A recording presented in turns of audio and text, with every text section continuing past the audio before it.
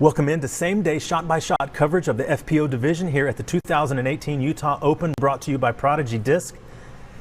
The ladies made this course look much easier than the men did in the afternoon. Now, part of that is going to be when the ladies were heading out around 9 o'clock in the morning, the wind was down. It began picking up around 12:30 or so. And so that gave them the opportunity to take the course that they played on Friday, make the improvements, and position themselves going into Sunday. And that's basically what happened. The same four ladies that we had predicted were going to be the top finishers here, who were on the feature card on Friday, were also earned the lead card for Saturday, and the same four have earned the lead card for Sunday as well. So heading into today, we're going to have Catrina in the lead. Right behind her, Paige and Jessica are tied, and then one shot back of that is Lisa. Now, they went about it in kind of different ways. Catrina jumped out and was 2 under par after the first several holes, but then went 6 over to finish her round. Paige, on the other hand, played the last 11 holes at even par. Fantastic finish for Paige. Jessica and Lisa both had some struggles going there towards the end, with Lisa actually bogeying the last 2 holes, or else she would be tied for the lead. And did you watch yesterday? Lisa had a putt from just inside the circle on hole 18 to tie for the lead. It hit the side of the cage and bounced completely over the rocks and into the water, so that she finished with a bogey 4. So what I think this means is that all of the competitors here have had stretches of very good holes. They know they can play this course well. They know what they're going to need to do to win. So I look for an extremely close battle, and really at this point, it is wide open. I don't give anybody the advantage. I guess you can say Catrina has a built-in advantage just for the one-shot lead, but besides that, there is nothing that says any one of these ladies has a decided advantage or momentum heading into today. That means we have some fantastic action coming. Let's head out to the course and see how it all went down.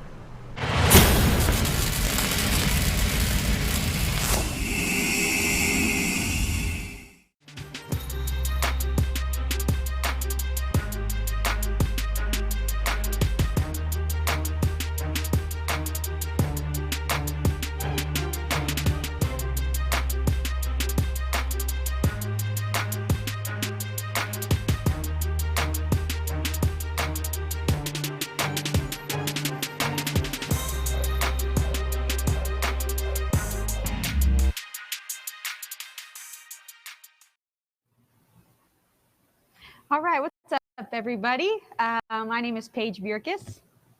And I'm Amy Brana. And we will be doing the commentary for the final round coverage of the FPO here at the 2018 Utah Open Disc Golf Pro Tour. So we're excited to watch some golf and talk it out with you guys. So let's go. Nice, some slow-mo going on.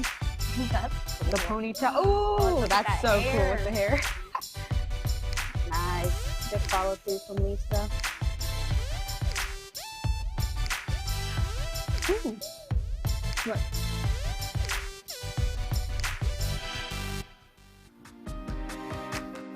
All right. So starting out, Cat's at +6. Paige. All right, yeah. So this first hole is 711, par 4. It's pretty wide open. Really, the only danger is going to be the water that's on the right. Mm-hmm. But it's a pretty big fairway otherwise, so you might see a lot of people hyzering. For most of the women, we're trying pars here. You know.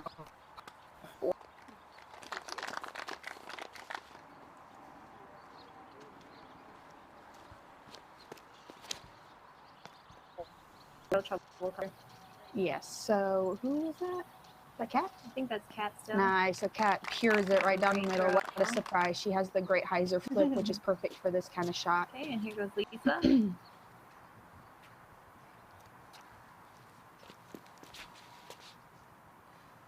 Oh, she's so much fun to watch. Yeah, it puts it out wide. It's right in the middle. That's exactly where you want to be.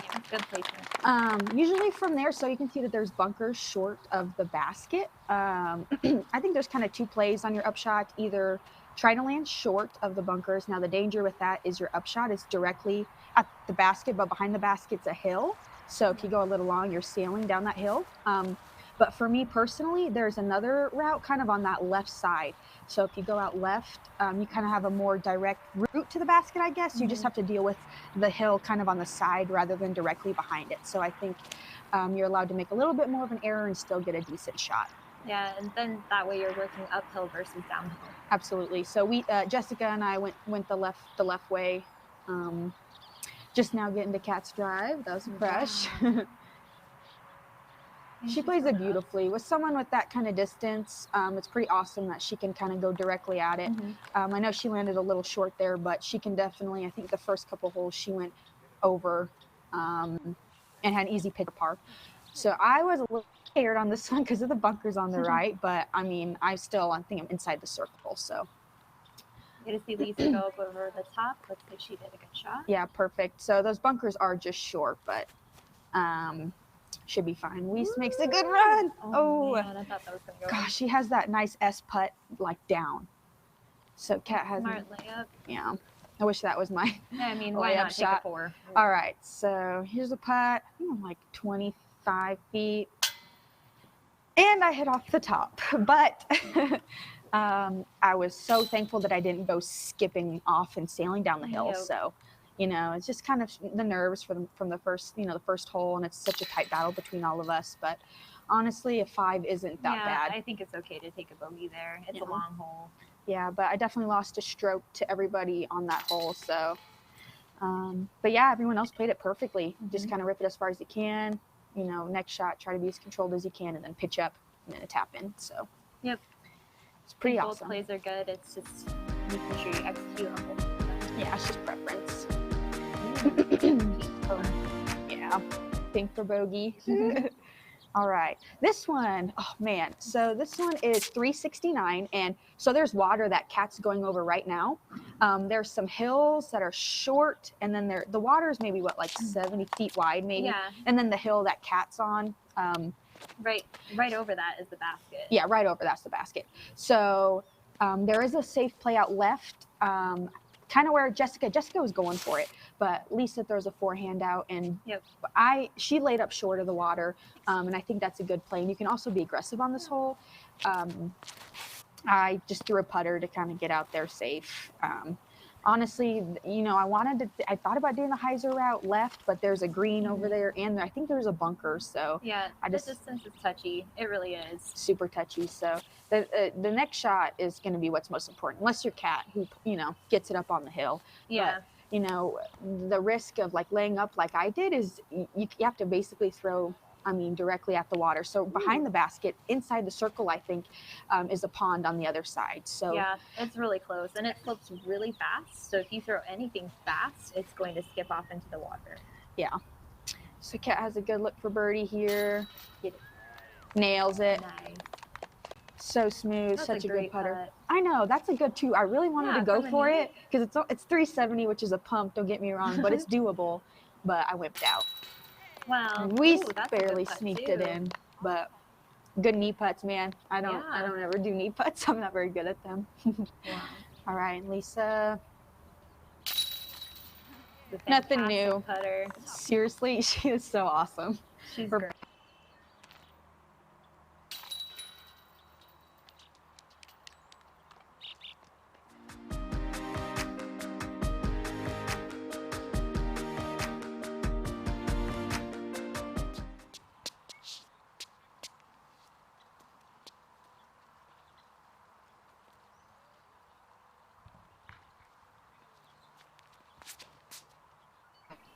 For everything.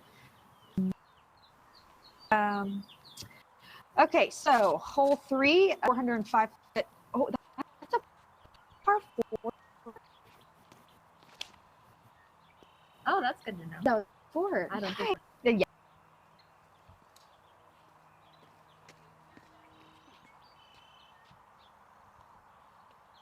Yeah.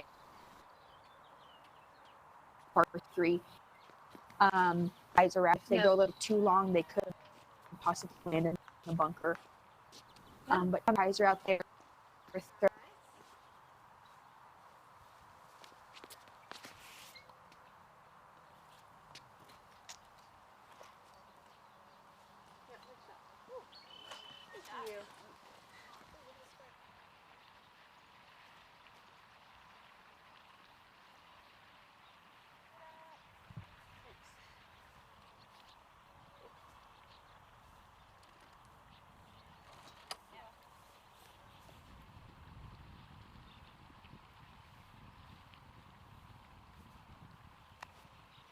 No, I went putter, putter. Yeah, putter. So there you go. So Lisa with the clutch up shot, I mean, that's typically where most Straight up women are going to shot. land. Okay, So, and then here's the big hyzer that came out around. You're safe over there. yeah, so Kat pumps a big hyzer. I don't know if she's really being aggressive or not, but she definitely gets up there a lot. Her upshot's a lot easier than most of ours. So, yeah, we were all like within 5 feet. So it's a par 4. About putting it in there. I know, I'm scared. I want to come bouncing back out. But yeah, umbrella though. Oh my gosh, yeah, she said she got it at like a thrift store for cheap, and it's so cute. 2018 Tour Championship. The women's side, top 12 qualify, top 4 earn buys. Tour points matter, tour points break ties. Round 1, quarterfinals, Thursday, October 18th. 5th to 12th compete in round 1. The top 4 advance to the semifinals. There they are joined by 1st through 4th in tour points. Scores are reset to 0. Win your card and move on, plus 2 wild cards move on. That brings us to the finals. $500 for playing in the quarterfinals, $700 for playing in the semifinals. 4th, $1,000, 3rd, $1,250, 2nd, $1,500, first place, $2,500. See you October 18th to 21st. The Disc Golf Pro Tour Tour Championship, hosted by Prodigy at New World Disc Golf.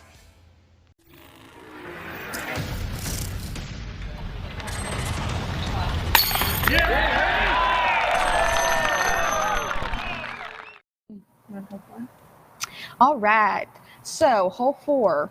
The par 3. Yeah. 453 feet. Kat is playing over to the right, which is very safe. She's going, oh, she bombed it. Thank you. She's going pretty far over that side.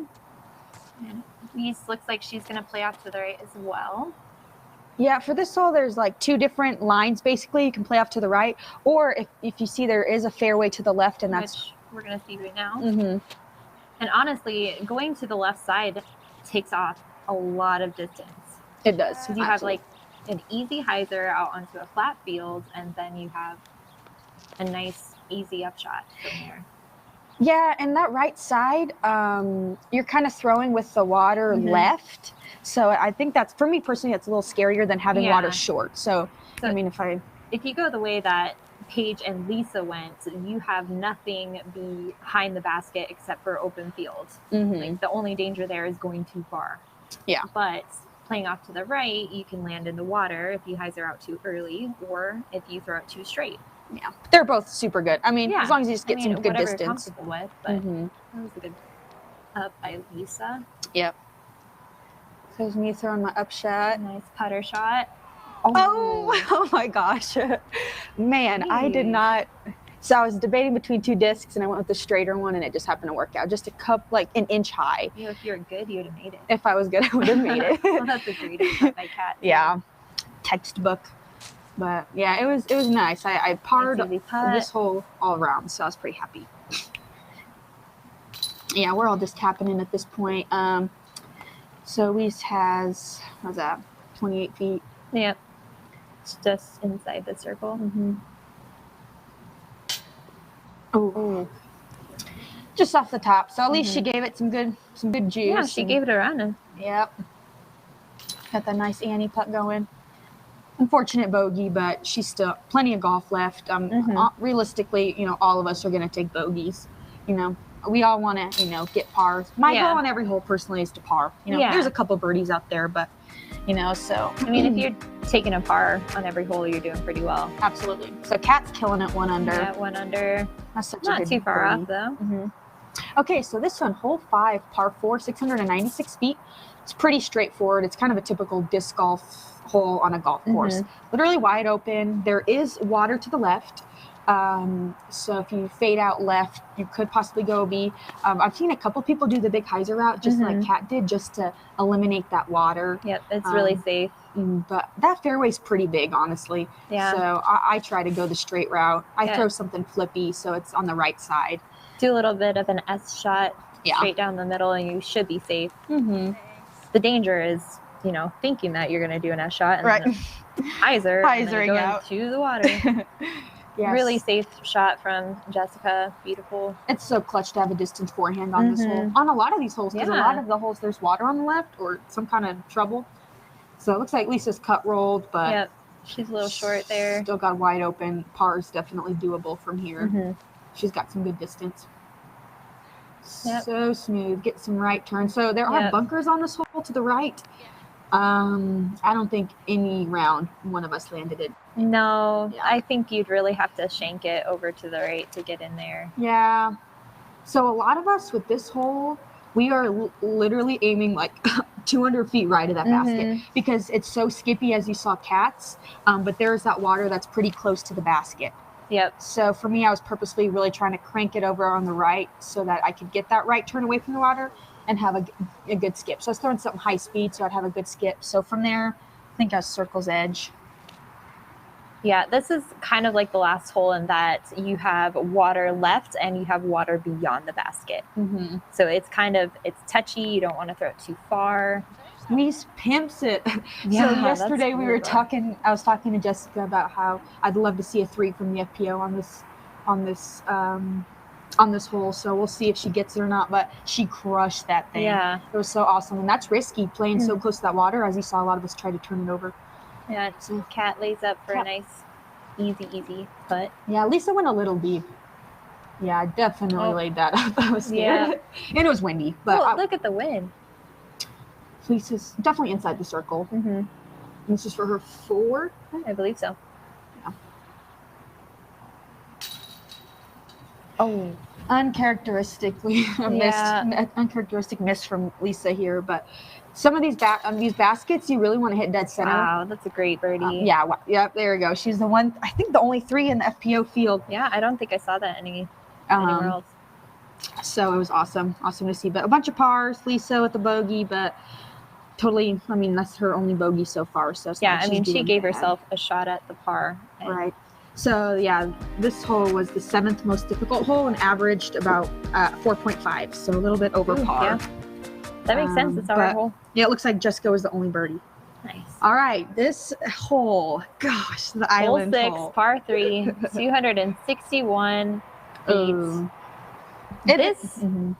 Go for it. This island hole is the weirdest shaped island I've ever seen. You kind of have a nice open flat spot where Cat landed, and then you have the little peninsula over by that tree. Let's see what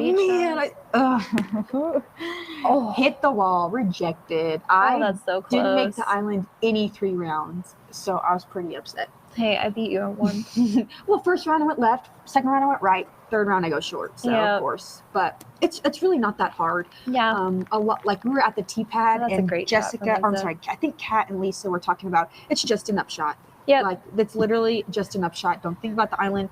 And the wind was kind of swirly on this hole. I threw a disc that I thought would get there, but a tailwind all of a sudden came out of nowhere and pushed my disc down. Not that I couldn't have thrown it better. I'm not blaming anything, but there was some swirly wind on the hole. Sounds like you're blaming. I know, but Jessica got a good run to save for 3. Mine was just kind of a layup. Get off the top. That was for 2. Oh, that sucks to make the island, but not get a birdie. But honestly, she's probably gaining strokes on. I mean, definitely me. Oh yeah. So looks like. And also Weese, but it looks like... and then this is for Lisa's too. Great birdie. Yeah. So hole 6. It averaged 2.86, so below par. Nice. Yeah, I mean, like you were saying, it's like an upshot. 1, 2, 3, that's 4, completely 6. feasible. It's just actually getting in there. Yeah, 6 birdies on the hole. 1, 2, 3, 4 pars and 4 bogeys. Oh, look at you. You look so happy about that bogey. You know... Could have been worse, but we'll see what happens. You're all still pretty close.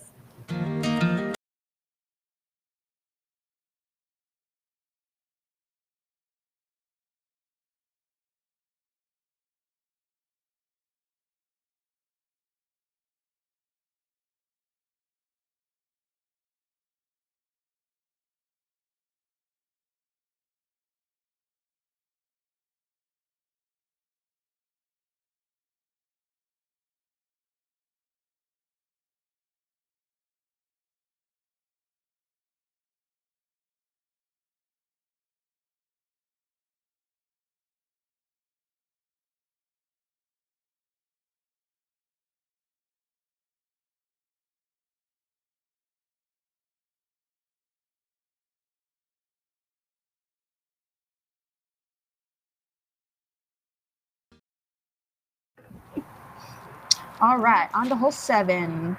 Par 3. There's bunkers off deep, as you can see right there. Lisa looks like she's just so short. it's 546 feet. No lady's going to be making it to the basket, but you can cut off a pretty big chunk if you play it out a little bit straight, kind of at the bunkers, and let it fade left, like Kat did. Position. Yeah, I mean, the water for a lot of us isn't even an issue, I think, especially on the top card where you know we have pretty good distance. Yeah, so just trying to get over the water and not land in the bunkers. I think yesterday Kat landed in the bunkers, but today she made a good correction. Yep. I try to aim at that tree and hope that it hyzers out. I would have liked to be a little more left, but it's going to be a direct there's a little bit of headwind coming at us at that point. Lisa crushes that disc. I don't know what disc it is, but she is so good with it. She used it on the last one, almost throws it in there. I don't know. I feel like my money's on a strike. No, it's a fairway, I'm pretty sure. I don't know. Okay, anyways, so it was headwindish on this hole, so I threw a putter.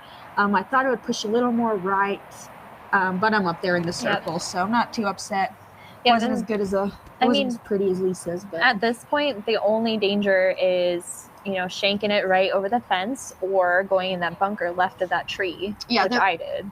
Yeah, there is a fence to the right, but it doesn't really come into play unless you way flip over your upshot. Yep. And yes, Amy had a shot that went into the bunker left of that tree, and I didn't even know there was a bunker there until today. I didn't realize it. I didn't know either until I was in it. Right, so we're all putting for par. Nice putt. Good little left to right putt, but I was able to make it. Missed a couple of those yesterday. Snuck it in. Weese with a good putt, a little high, but sticks. Gosh, Lisa's so parked. Right? That was a great upshot. I know. She just trusts that hyzer so much. Yeah, I wonder what that is. I like throwing straight at things, and she likes the hyzer routes. But yeah, I mean, that's just style. Yeah. Right? So you're out there for the same score. Yeah, but my goal, again, on holes like this is to par. Especially because it's wide open. She's so casually walking up there. I know. If you're not getting a par, you're definitely losing a stroke because it's basically wide open. The only hard part is maybe the water in those bunkers. But yeah, it's just making it to the fairway and then having a good upshot. But still pretty close between everybody. Kat's kind of pulling out in the lead. Okay, this hole. It sits on a mound. You can kind of see it left. There's a lot of things to avoid on this hole. So there's a bunker short of the basket. There's a bunker long. There's water left. There's water short. There's a green right. If you flip it too much, It's so crazy how much OB is on this hole. But there's an easy layup zone, and it's what Lisa did, kind of the hyzer. And Lisa, I think, does the same thing. Especially with that wind that was coming from the right to left. It was just going to push their disc even further over there. So that's a good play. Yes. So I like the aggressive route, and I didn't make quite the adjustment for that wind. So I did have some right to left, but I think the only way for us to birdie is to do the aggressive S line. Yep. Or get the hyzer really high. Get a far hyzer. So maybe Kat can do it, but I don't know if we can do it. But Kat, easy layup. Maybe Jess can. Ooh, she was going for that. She always runs for that stuff. It's so fun to watch. I'm laying up for sure. Oh, I know. That bunker behind is scary. We lays up. Yeah. That was a great drive. That was her drive. Yeah, that's a great drive, but it's so scary to go for that, especially with that wind. Yeah, and there's a hill on the backside. So, again, pars are good. I don't think, are there any birdies on it today? I don't know. Check it out. I don't know. What hole is this? 8? Yeah, so. Yep. That's a great putt. It's the average it's okay to run it. Par. Yeah, no birdies. Almost everybody 3'd it. So again, par is good on this course. So we're all tapping in. But yeah, I mean, there's a lot of danger on all these holes really, but this one is like water left, bunker this, bunker that. It's just everywhere. Yeah, there's a lot of bunkers. Staying on the fairway is the name of the game for this course. Yep. Okay. This one is a doozy. Wow. So this is hole 9, par 4, 819 feet. You've got danger on left and right. That water on the left is in the landing zone for, I would say, most of the fields. And then a smart play is to go hyzer out of the fence and hope you make it back in and land in the middle of the sidewalk and the water. That's good. So that's primo position, yeah. That's really Trying far. to be in between that anywhere. She usually played left, so I don't know if she meant to play right today or if it was the wind, but she still cranked it. Again, safe shot from Jessica, just staying in that tight. Oh, that was really It's pretty far. wide, but it's, you know, it's intimidating. Yep. So I didn't just kind of playing it up the middle. Yeah, I didn't get enough pop on it, so I was a little nervous on landing in the water, but I made it over. So, yeah, my what I try to do is kind of just S it off the tee and get as far as I can. Okay, did Lisa pitch up there? No.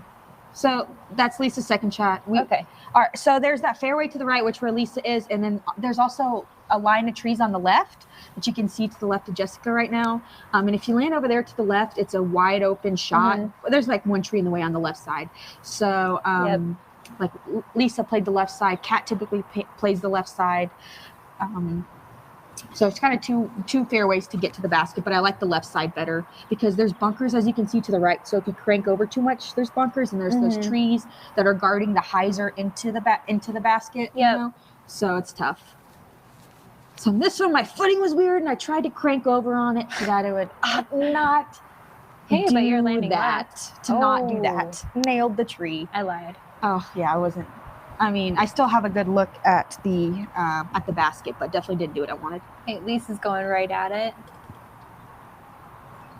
Getting pretty far up there. I think she might be inside the circle. No, I think just outside circle. So I got a putter shot, and I yanked it just a little too much. But I'm on circle's edge, so. And I'm on top of the hill, so I'm actually almost level with the elevated basket, so that's nice. So Weese does a quick flick. Yeah, that's nice and easy from that side. Comes up a little short, but she should be able to make it. Ooh. Yeah, she gripped a little bit on that one too long. Yeah. But I like the flick route. I mean, a nice S shot. Ooh. So as you can see, there's kind of like a tunnel to the basket on that left side. So we got Lisa just outside the circle. Ooh, wow. Yanks it right. That's rare to see her not even hit metal. Yep. This one, I'm barely inside the circle. Oh, and I hit it off the top. I was so sad. I was so confident going for that putt, and I felt like I did everything right, and just didn't try. So, yeah. Unfortunately, who just missed that? Was that Weese? So I just took a bogey. Weese and Lisa are getting bogeys at bet. You know, if they make their putts. Yep. Kat is up there for a bogey. So let's see if Lisa can save bogey. Wait, she's up there. She's got it. Right. Because she hit the tree. So looks like everybody's probably taking bogeys. Yep. Let's see what Weese does. There we go. Yep. Nice and easy. Yeah. So those elevated baskets. I know. They're scary. They're very scary. Yeah, so literally everyone on top card bogeyed.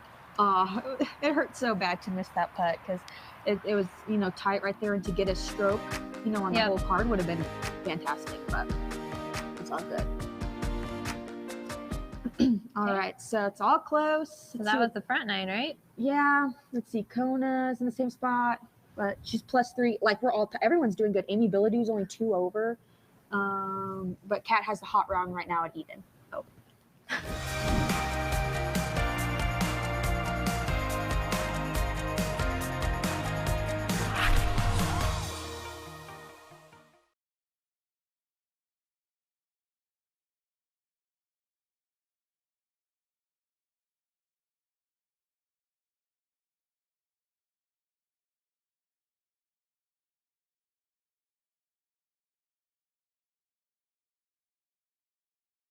So the only quick tip would be.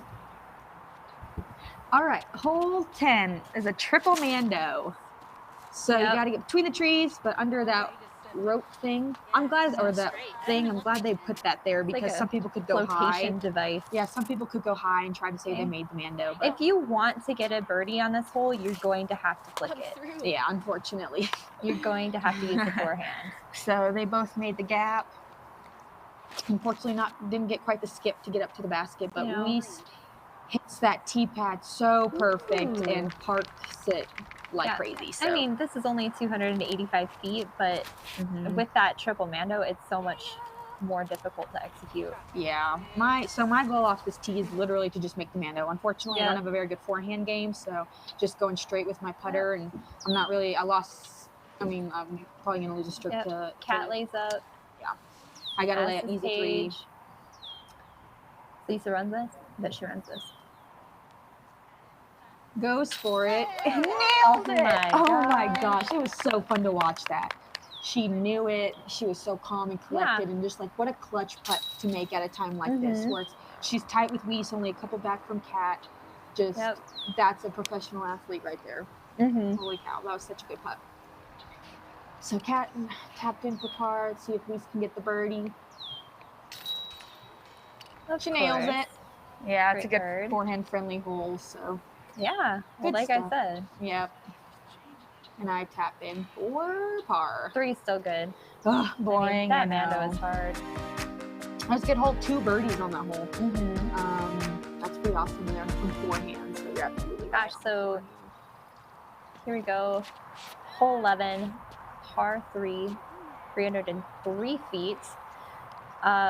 There's no OB right unless you go over the net. There's a Mando on the left, so you want to make sure you stay right of it. Usually people aim towards the tree on the right and hope that it kind of floats a little bit right of it and then to the basket, just like Cat did. Yeah, so really the gap, either that gap that she hit where you come in hyzer or the straight at it. Yep, you can go straight at it too. I think with the wind we had, it's a little bit harder to execute the straight at shot. Oh man, I barely nicked that tree and I was so salty. Yeah. Lisa gives it a good run. Lisa almost puts it in again. As you see, it was coming in good. It's a tree, but Weese gives it a good run. Oh, off the top. Yep, and so yeah, this one. So, I mean, it's common for people to hit those trees or even hit the pipes that are holding up the net. Oh yes, those poles are dirty. They will get you real good. So I was kind of giving it a half run and it ended up staying on my finger a little long, but I'm still getting my. Wow, she went deep. Yeah, Cat goes deep. Oh, barely misses. I thought she was parked, so it was a surprise to all of us that she was deep. That was good. So Weese makes a good par, come back putt. Luckily, there's no OB near the basket. Yeah, which is rare. I did hear that there was a hornet nest there. Oh, I did too, that there were some bees or whatever flying around. I didn't see them. So all pars, nothing gained, nothing lost, unfortunately. I was able to birdie it second round, but and so did Amy. We both birdied this whole second round. I parked it. She parked it. She was like 4 feet away or whatever it was. Less than that. Less than Give that. me credit. Oh, well, okay. Anyway, so all pars there. Still a tight race. Yep. Again, we see a Mando left. But right of the tree. Oh, yeah. Mando's left, but you want to go right. The Mando is on the left side of the screen. So you want to go right around it. Most of us are kind of throwing hyzers. If you go left of those trees, you have a wide open look. Yep, it's par 3, 348 feet. There's an aggressive line, and that's going to be what Cat did. So kind of playing between the fence and that middle tree. Yep.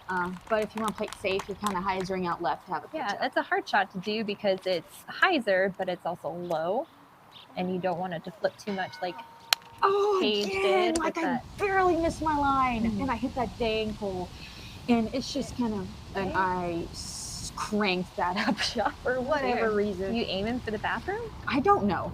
It was windy, and I threw an overstable, upshot disc, and it just went way deep. Okay, but Jess plays up. Yeah. Lisa has a good look for birdie. Get it? Oh, nope, low. Every time she winds up for a putt, I'm just like, oh gosh, it's going in. Okay, so this, I think I threw that putt perfectly, but I didn't really account for the wind, and it lifted. So I was kind of upset because that was her drive just at circle's edge. Yeah, so I'm putting for bogey. Thank goodness I made that. Yep. But, another bogey. It happens. It looks like everyone else is tapping out for their pars. Cat actually got closer, I think, the second round, but still didn't make her putt, unfortunately. But I don't think there were any twos on this hole. No, there was. There was one on my card. Mandy Sharp. Did she really? Yes, she parked crazy. it. Is she the hyzer? Yeah, that gap. Uh-huh. That is so cool. Shout out to her. She throws so far. Yeah, she does, and her form is so smooth. I love. Last time I played with Mandy is like Worlds in 2015, so it's been a while. Okay, so still pretty close.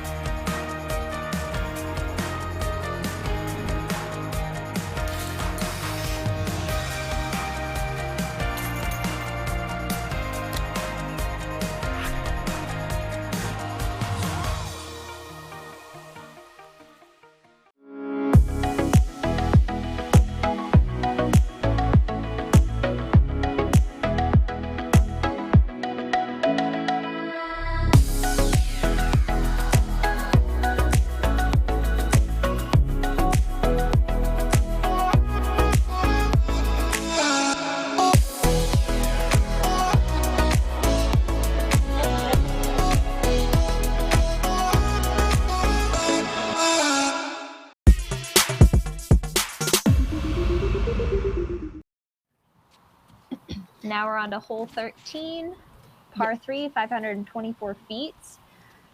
This one is over on the left, and it is playing as the 5th most difficult hole. It's wow. Yeah, so this hole's, it looks wide open, and it's actually pretty scary because that left side, the left water, the water on the left, is actually pretty close. And if you throw in a high-speed driver, it's probably going to skip pretty close to there. Yeah, but it's really fast out there. It is, and you want to get max distance, so you want to throw something high-speed, but it's tricky. So there's those two plays where you can go out kind of towards the middle, or you can go around the trees on the right for a nice safe shot. Yeah, which is what Paige does. And the wind knocked that down, but the first 2 rounds I went straight at it, but I just wasn't feeling it, so I thought, hyzer, just be safe. Yeah, I mean, it puts you up there good distance for enough shots. I was debating on straight at it or hyzer, and this time I decided to go with the hyzer, and a little short. I was kind of upset. And this is another one of those holes where you have water danger to the left and water danger to straight. Yeah, so it's a really touchy upshot. It averaged 3.64, so above par, and it's like above a wide open shot. But it's the mental part. Your upshot, you can't be fading left. It's scary. You can't be going deep. You know, it's just, and if you land short, you got a tough putt. And there's wind coming off that water. Yep. But Weese has a great upshot. Where did that go? The green, red paddle, green? I can't tell. Well, I guess we'll see when we get up there. But Kat with the crush has a super easy upshot. Yep. She goes a hyzer, but that gives one it a little bit right.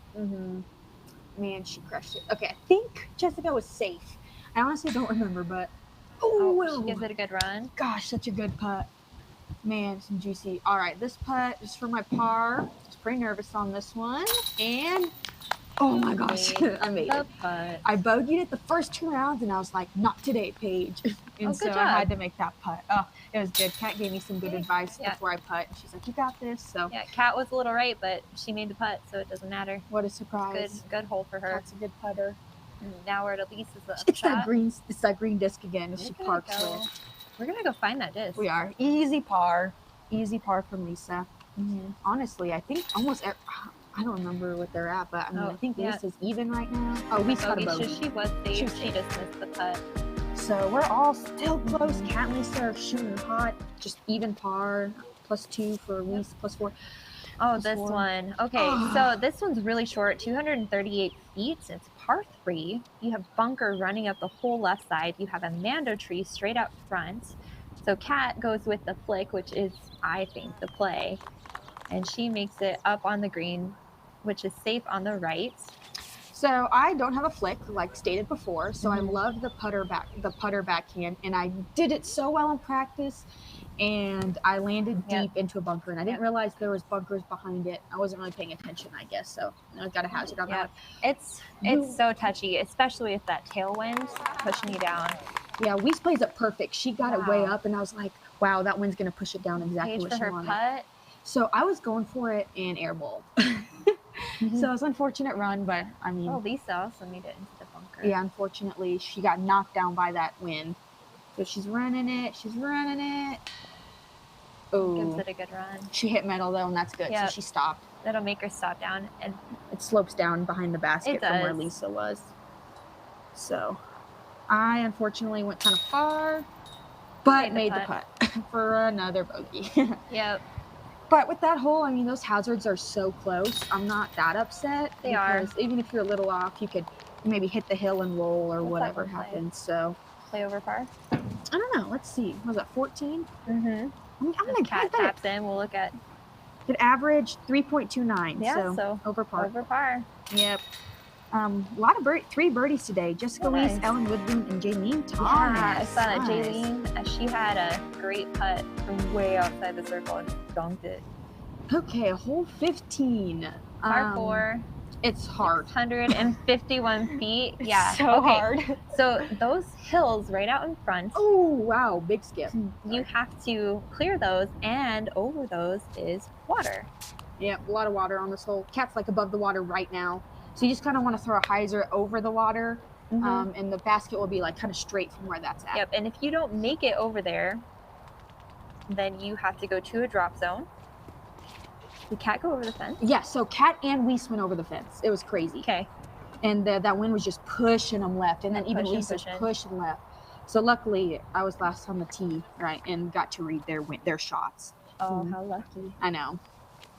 And it's so close between them, it was crazy. So I played out wider, Yep. and I trust my shot enough. Even if the wind was pushing, different, I like to play the more aggressive line because the next shot would be easier. Yep. But either way, like, hyzering out left is good. And that's exactly what Lisa did. Okay, so the cart path is safe. And beyond is safe, yep. And beyond is safe until you get to the fence or over the fence. Then you have the water on the right. It looks like Lisa did go on the water on the barely, right. yep. There is also a creek that runs along the left, which is also OB. So you're kind of just pulling down. Oh Wow. my gosh, I know. It was crazy. That was I was her like, second shot. Yes, and she just going parked for it. It's a par It's a four. par 4. Play in the wind is awesome. So if you go in the water, you play from the drop zone. But if you go over the fence, I guess you take it from the fence. And I didn't know that. So her and Okay. Weese just 2 bad things in a row. Skip off the green and skip off the sidewalk. And that river you were talking about on the left does come into play. Yep, I was standing right there, and he went over there, and he's wondering, that's me. And he's wondering what the call was, and he said, oh, I don't know. They're going to have to make the call. It's too close. Yeah. So Kat throwing hers. Next shot, she's going out and over the water.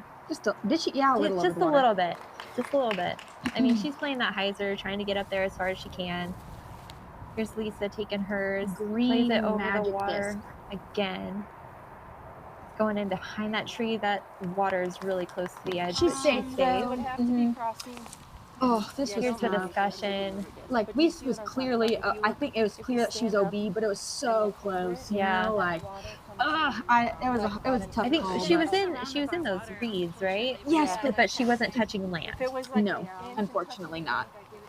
So, unfortunately, we had to call her OB on that one. Yeah, But had to make the tough call.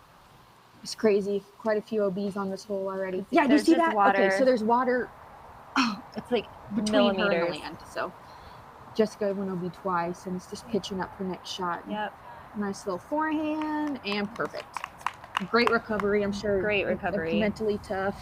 The Yep. back-to-back water shots, but parks it. Okay, and Cat then pitching up. yeah, this is smart. It is just, So Lisa was safe. She goes for it. yeah. Gets a terrible roll. No, but she's still inside the circle. Yeah. Like, throws up 15 feet, Yeah, 12 feet, really give or close. take. Yeah, so as you can see, it's really, the drive is tough, the upshot is tough, the putt's tough because there's water behind it. So it's a tough hole. It played Yep. as the second hardest hole, and it averaged 4.93, so almost my a whole gosh. stroke over par. And Lisa just knocks it off the top. Again, uncharacteristic, you know. Yeah, well, I always mean- knows those putts, but that's got to be so hard. Like, that's her strong Do we suit. get a replay? And for that to happen, probably a glitch, but anyway, so second hardest hole. Lot of bogeys on this hole. Yep. I'm looking at the scores. I was just happy not to lose a disc today. right. Yeah, I didn't That hole lose a eats disc either. discs for breakfast. Oh my gosh, yes. We threw quite a few during our practice rounds in, and our friends went swimming in the water for us to get them. Thank goodness. We got Thank some them, back, but for not all of sure. them. Anyway, so here's where my second shot landed. Yep. It's pretty happy. Really nervous on this putt. And it barely goes over, but I birdied. You're the only birdie, right? Yeah, I was the only Only birdie. So that was it was so cool. But a lot of high numbers on this. So literally in this one hole, It was big a swing. big change. So Lisa, I think, took a 7. Yep, So it was that's triple. 4 strokes on Lisa that I got, 3 on Weese and 2 on Cat. Yep. And it's, it's never over till it's over. Right. Until the last putt goes in. So it was just crazy at that 7. So we'll see what the next hole does and finish out strong.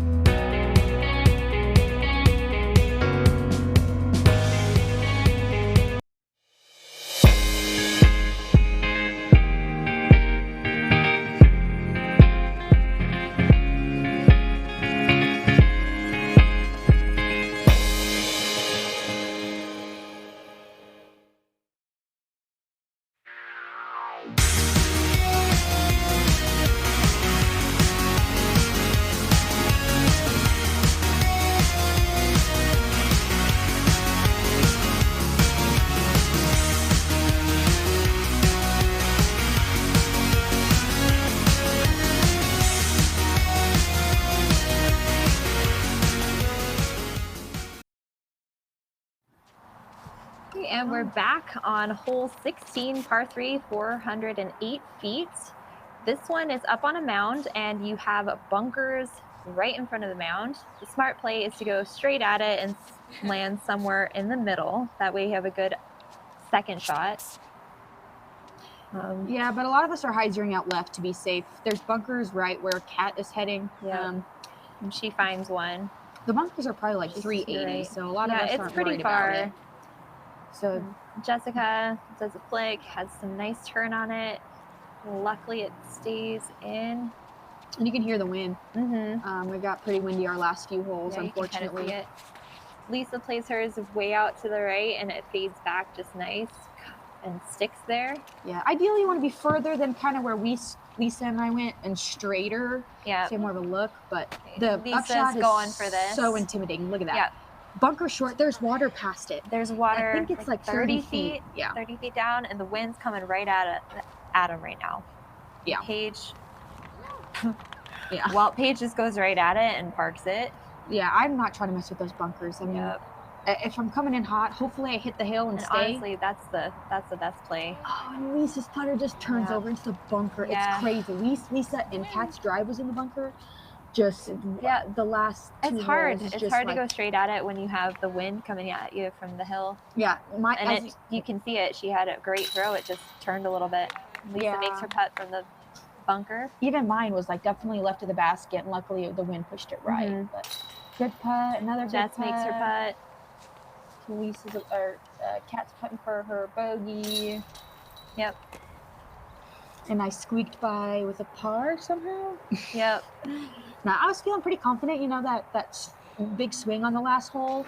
I was like, you know what, I'm in control now. Yep. Like they're you know, I had the competitive mindset of they're after me now. Yep. Like, And you played I it have really smart. So this next hole, 375, elevated, so birdieable. Yep. Gosh, I wanted to park this one. I threw it too low. So I'm short. There's water beyond the basket. It's not too far beyond the basket. What, inside the circle, you think? I think so, yeah. And then it's Right there's water. right side there's water. The left side is okay. If you hyzer out really bad, you find the creek that's running alongside of it, but Yeah, I so didn't see anybody do that. basically what we're all trying to do here is just kind of throw distance shots that go straight. Yep. Okay, and For then short, hopefully get an easy up. it looks like Jess got that a little nose up, and it kind of hyzered out for her. Went I think it was OB, OB, right? Yeah. And then Lisa has a great shot. Just nice, easy up the middle. Hyzer's out left. Jess is running this. She wants it. Oh, it was such a good run. So close. Strange This is- layup from Lisa. Yeah, kind of. She's so aggressive. So I mean, with the water all around it. Layup from you as well. I know it was. You know, if it was calm, I would have tried to do it, but it was a strong headwind. Oh, Kat does it too. I mean, two it's putts were feeling bad today. Well, so. and there is word of a lot of spit outs on this Oh my yesterday. gosh! If you guys watched yesterday's coverage, just cats came right back out. But Yep. it was funny. So she's parked. She's that white one, and today she was like, "Well, I don't have to use the chains today to putt." And she was super excited because Yeah. she got a dirty spit out yesterday. So Oh we're all gosh. I'm tapping for par. Lisa's for par. Cat's for par. Ooh. Do you know how yesterday I was on top of the basket? Oh yeah, she like Today I was literally wedged underneath it. What do you mean underneath? Like under the white thing? Under the white thing. That's weird. I know. You should just throw it in next time. One hole left. It's so One close. I got one on Weese, who has one on Lisa. Kat's got it. So I was kind of nervous on this, but I trust my putter shot. I just put a little bit too much on it. Yeah. I make the island, but I'm deep. I mean, it's a pretty big island. It looks small, but it extends pretty far back towards the building. yes. 207 feet. Kat's happy about making the island. She's winning. I mean, with the shot like that, you know, she already had three strokes on everybody, and it was so cool to see she's her feeling win. good. You know, she's feeling confident all weekend. Yeah, and I it's think awesome. that's the only thing she needed to do was make the island, honestly. Yep. Lisa's Lisa going with out that there. trusty green disc. It's Green. Nix the tree and stay safe. Stay She's safe. got an easy putt for birdie, it looks like.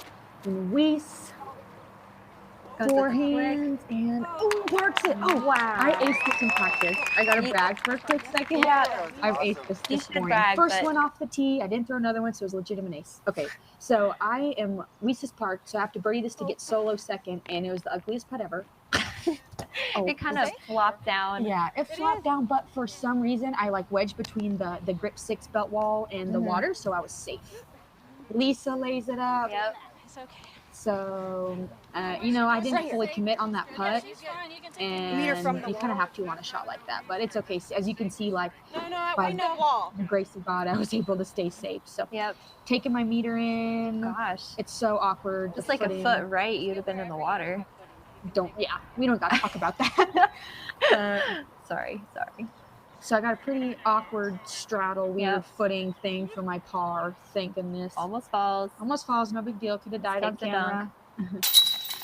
Okay, puts it in for par. Yes. So luckily, good stuff. Lisa for her par. Yep.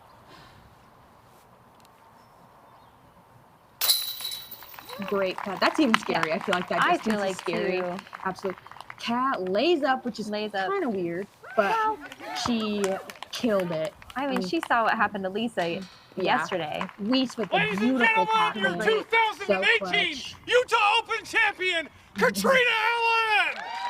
What a Aw, great she win. just tapped She was it so in. steady, so calm all Yep. weekend. You could tell she was excited, feeling good. Her throws were good, her putts were good. Yep, she did a great job. Fierce competitor, and it was so cool to see her win. So, looks like Yeah. Lisa and I super tied close. for second, and Lisa took third or fourth, I guess. Yep.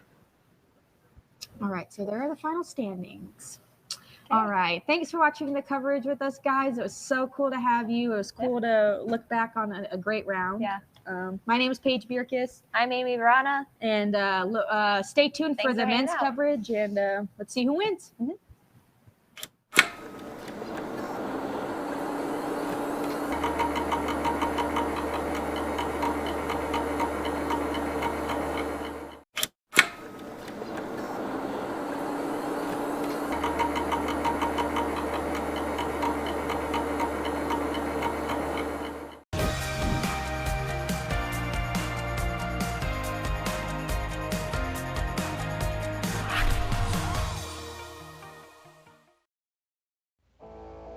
The 2018 Tour Championship hosted by Prodigy. The men's side. Top 32 qualify. Top 16 earn buys. Tour points matter because tour points break ties. Round 1, Thursday, October 18th. The bottom 16 compete. One round, the top 8 advance. Friday, October 19th, quarterfinals. 9th to 16th are joined by the top 8 from round 1. Scores are reset to 0, the top 8 advance. Semifinals, Saturday, October 20th. 1st to 8th in tour points are joined by the top 8 from round 2. Win your card and advance. Plus 1 wild card. Payout, $500 for playing. Make it to the quarters, $700. Make it to the semis, $1,000. The finals, the winner goes home with $7,500. The Disc Golf Pro Tour Tour Championship, hosted by Prodigy at New World Disc Golf. Watch.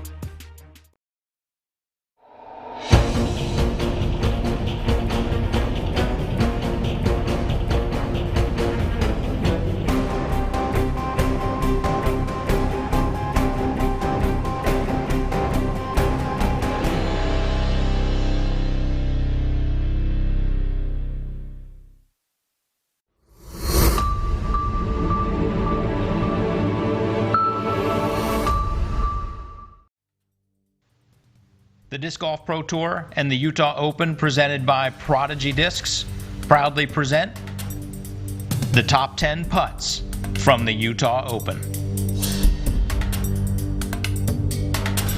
Just under 50 feet probably, onto an impossible basket, of course. I thought I was closer. Yeah, it'll play. I thought. Best in from the sand. Oh, with the snowcat mountains in the so back, good. just pure. Ooh, look at you.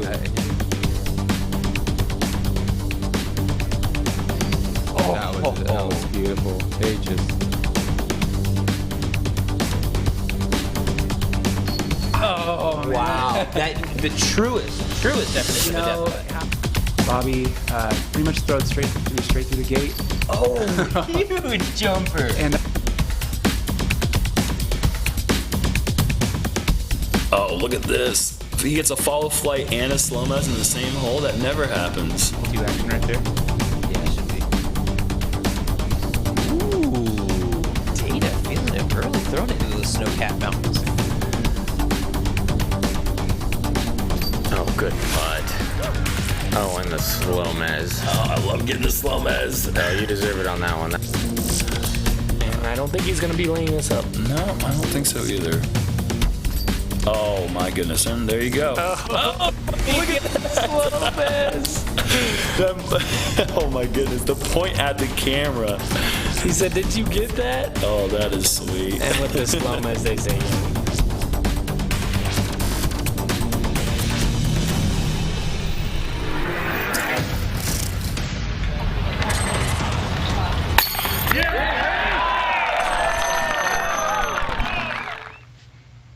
The Utah Open will be held Friday, June 22nd through Sunday, June 24th.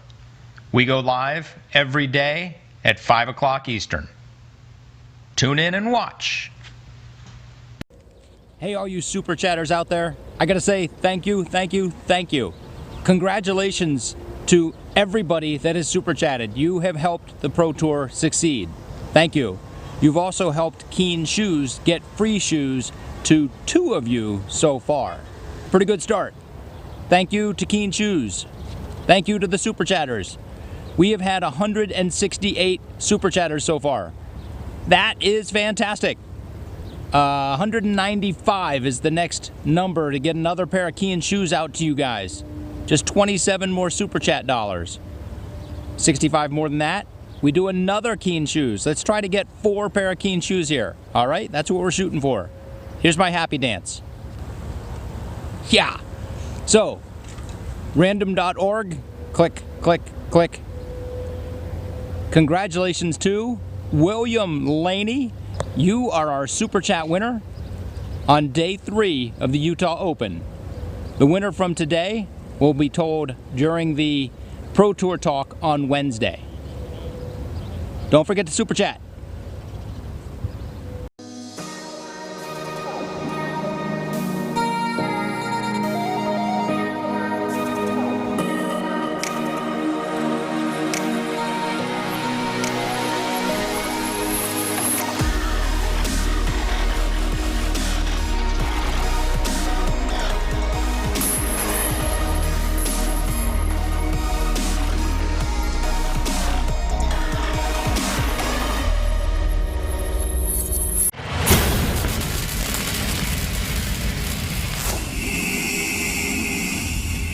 Well, day 2 of the Utah Open was yesterday, and carnage. I think that's the word for the day. Absolute carnage. Mulligan's Creekside Disc Golf Course took it out on the players. On the first day, there were 17 players better than 3 under par. On the second day, there was 3. Now, let's take a look at some of the carnage that happened looking at the leaderboard here. There were 18 players in our tournament that are 10-15 or higher rated. 12 of them shot below 1,000. There was only 19 rounds above 1,000 out of the 88 total rounds played. There are 36 players that are 1,000 rated or higher. 30 of them shot below their rating. I think here's what that's going to tell you. This course had teeth on Saturday. All the players thought it was moving day, and the course thought it was lunchtime. Now, a lot of that is due to the wind. So when you take in the course that has teeth in lots of different places, lots of OB that's going to get the players, and then you add in a wind that they weren't quite prepared for, that's when you start seeing the sort of stuff that happened on Saturday. Now, let's take a look at some of the OB wow, just absolute damage that was done by the course. So looking at the guys that are going to be on our lead card for tomorrow. Ricky, Joel, Eagle, and Austin Hannum. They didn't do so bad. That's why they're on the lead card. Ricky had 4 OBs. Not great, but not awful. Joel had 2. Eagle had 1. Austin had 3. I would have lost my house yesterday if you had bet me that Ricky was going to only shoot 2 under par and yet have the outright lead going into Sunday. Now, what about the guys that were on the lead card going into the second round? Paul McBeth, 7 OB strokes. Lewis Bitney, 6 OB strokes. Preston Johnson, 5 OB strokes. There's a reason that they are no longer on the lead card. So, what do we think is going to happen heading into today? Well, mercifully, the wind is dropping from, it was about 15 to 20, maybe even gusting a little bit higher than that on Saturday. It's projected at only about 6 to 7 miles an hour. So, what's that going to do for the players? Number one, I think the revenge factor is going to be through the roof. Lots of players are going to be looking not just to go out there and get a good score to move up the leaderboard, not just to have a better round so that it looks better on their ratings.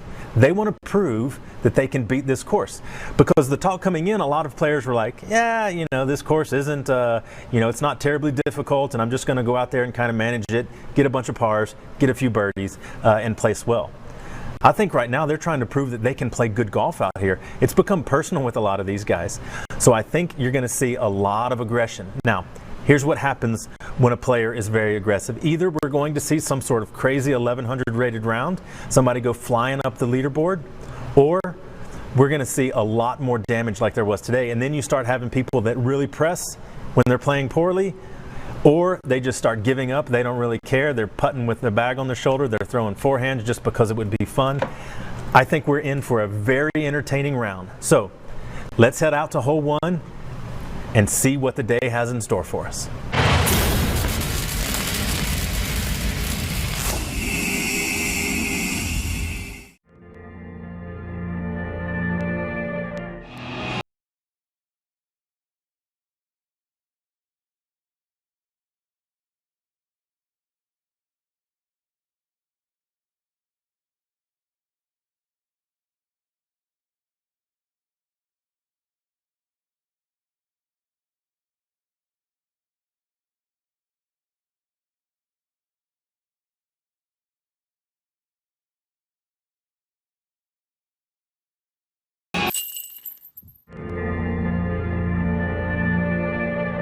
Here we are for the Day 2 fantasy update, and the perfect lineup was available again, given the fact that Austin Hannum was on the lead card as well as Paige Bjerkaas. Right now sitting in first place is CJ Squire at 1,273 points, with Dimples at 1,263, and then 42 people tied at 1,261.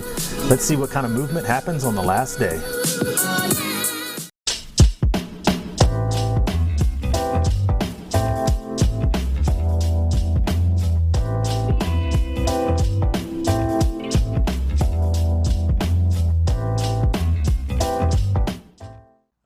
Hey Chris, how's it going? Pretty good. Just finished up my first round here at Utah. Yeah? Yeah. Okay, well forget about disc golf. Let's talk about some other stuff, right? All right. So you sent me some fantastic pictures, by the way. Yeah. I want to talk about one of these ones. You were like in elementary school or something, in 93 to 94, whatever school year that was. But I thought the funny thing about this picture is they had what you weighed at the beginning of the year and what you weighed at the end of the year. Yeah. You put on 2 pounds that year, big fella. Wow. That's it? I honestly don't remember taking that picture, but I know elementary school is a pretty awesome time in my life. It was a lot of fun.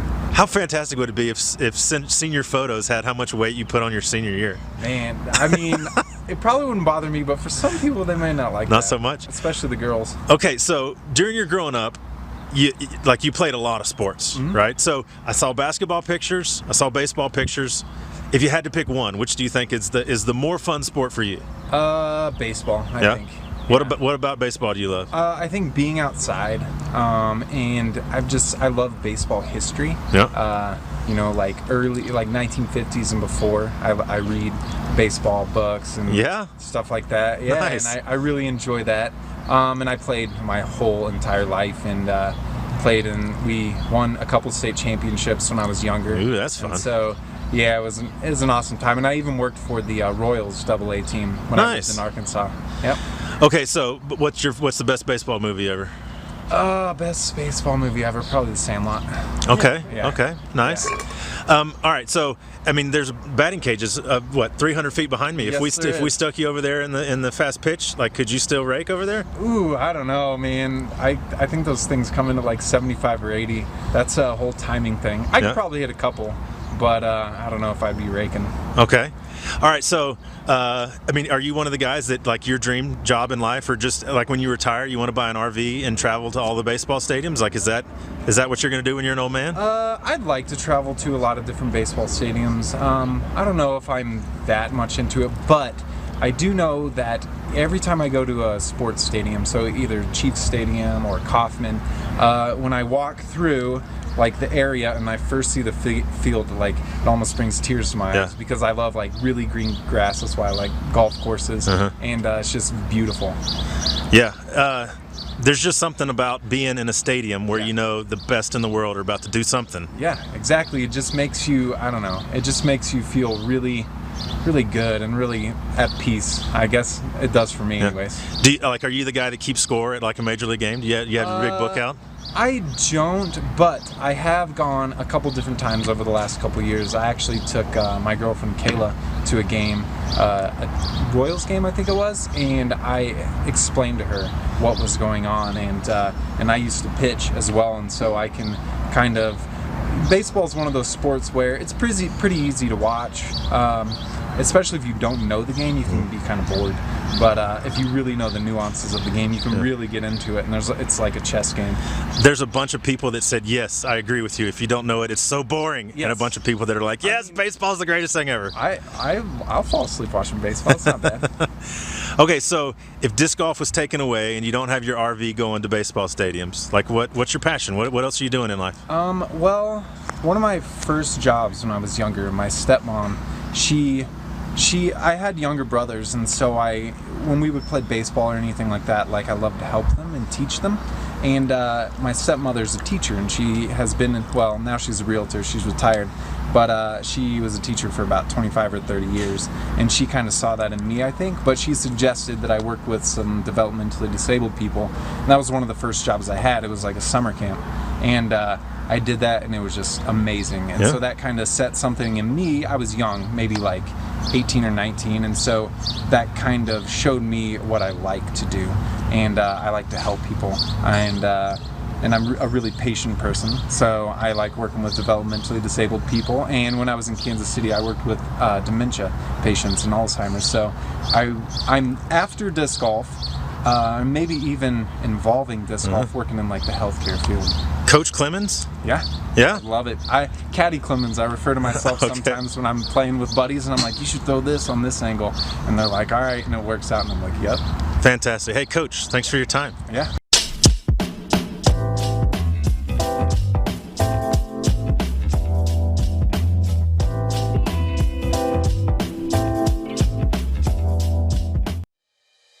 At Kids Disc Golf, we believe the future is now. Talented and skilled junior disc golfers are getting ready to join us for the first ever United States Junior Disc Golf Championships hosted at Smuggler's Notch Resort in Jeffersonville, Vermont. Smugs boast world-class amenities and an experience like no other. Join other junior disc golfers and their families August 3rd through 5th and make this a family vacation you'll never forget. It's time for the Patreon raffle. We're going to select the numbers up there. We're going to show who wins over there. Thank you all very much for being Pro Tour Patreons. If you want to be a Patreon, go to patreon.com/DGPT. Every dollar value helps. Congratulations to our 3 Patreon winners at the Utah Open. They are Christopher Morris, Dr. Charlie Boras, and Chris Wallendorf. You guys should have an email in your inbox. Hope you enjoy the show.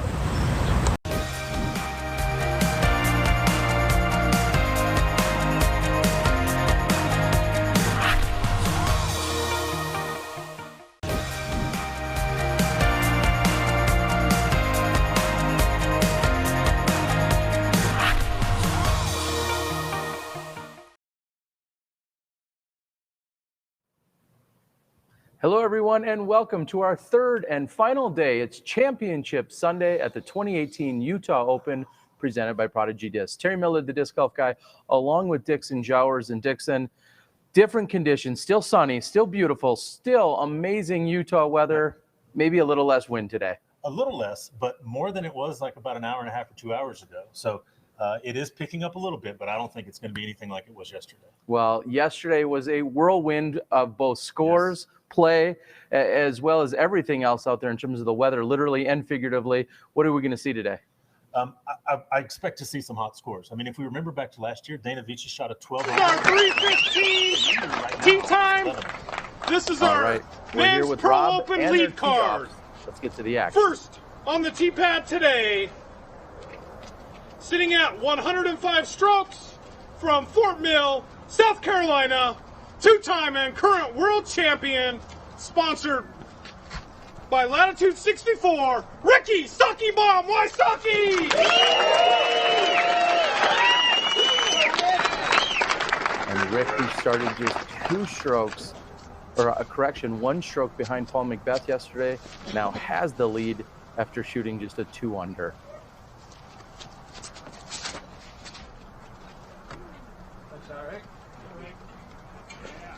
Low line drive by Wysocki. That's going to challenge the left side, but that's a really good position for Wysocki to be in. Our next player on the tee is from Greeley, Colorado.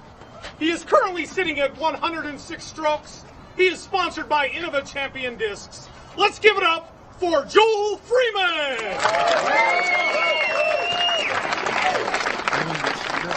New car, first NT of the year out in Las Vegas.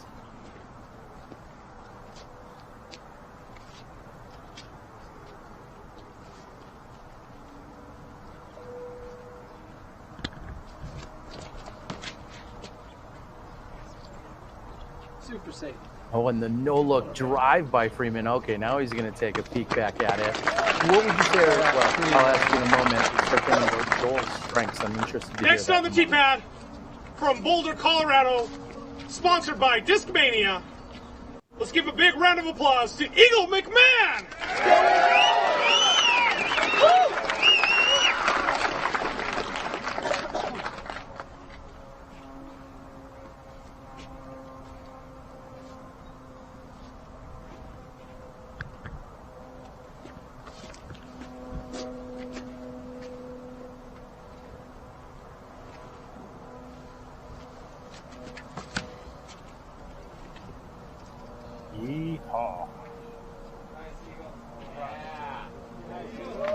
That's fine. I see that 300 foot. Rounding out our 200. lead card Feet from the today basket. from Perry, Oklahoma, sponsored by Prodigy Disc. Let's give a big round of applause to Austin Hannum.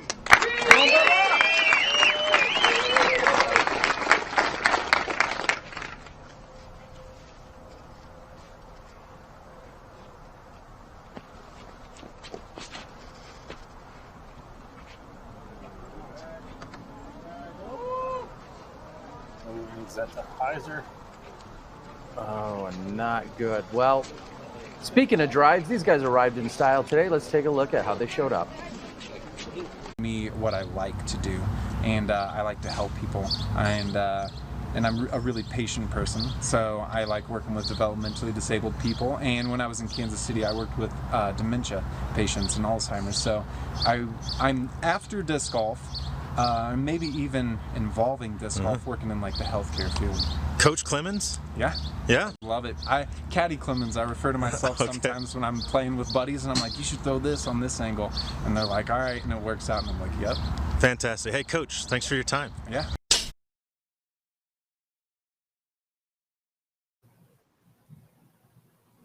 And a very unique feature here at the 2018 Utah Open presented by Prodigy. Sewell and the crew really know how to treat everyone well. Chris Clemens doing a little bit of his own commentary underneath that. Talking about himself. We're working on a few of those details, but nonetheless, both the women and the men lead card got to show up like that today. They really do roll out the red carpet here. Everyone is treated to a great time. They have so many things going on, including a fun center.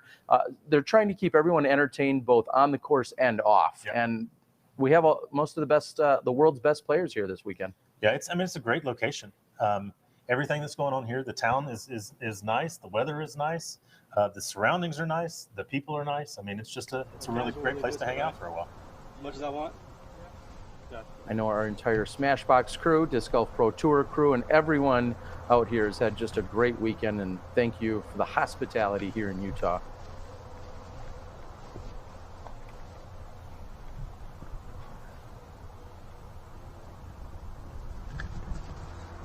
There's the 300-foot mark right in front of Austin.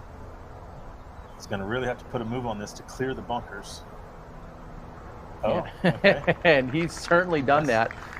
He's ready to go right to hole 2. And not going to be short. And I guess if you had to say you're going to miss anywhere, the one place you don't want to miss, it's going to for sure cost you a stroke if you throw into the bunkers. And he said, well, I'll just throw 150 feet past them. I mean, that's the way to play it. Because everything is so cramped right now, every stroke is going to make a difference. And if these guys are paying attention to the U-disc at all, Paul Macbeth is 3 through 3. Colt Montgomery is 7 through the 12th hole. And actually, they are beating some of the guys on the lead card right now. So it's going to be a race today. There's Joel going with the sidearm from his left drive and ends up in the bunker. But that should be probably less than inside the circle for his par 4. So Ricky has been in the same spot 2 days in a row, throwing a forehand heart to like 5 feet total away from the basket. Let's see if he can do it for 3. Yesterday, in fact, he wasn't far from throwing it in. And today, perfect shot by Wysocki. What a loser. Come on, get it together, Rick. And then Eagle is just he's hanging out in places where hardly anybody else hangs out. You know how you handle this hole so that you have a less difficult upshot? You throw it so far where you can take a standstill putter into the basket.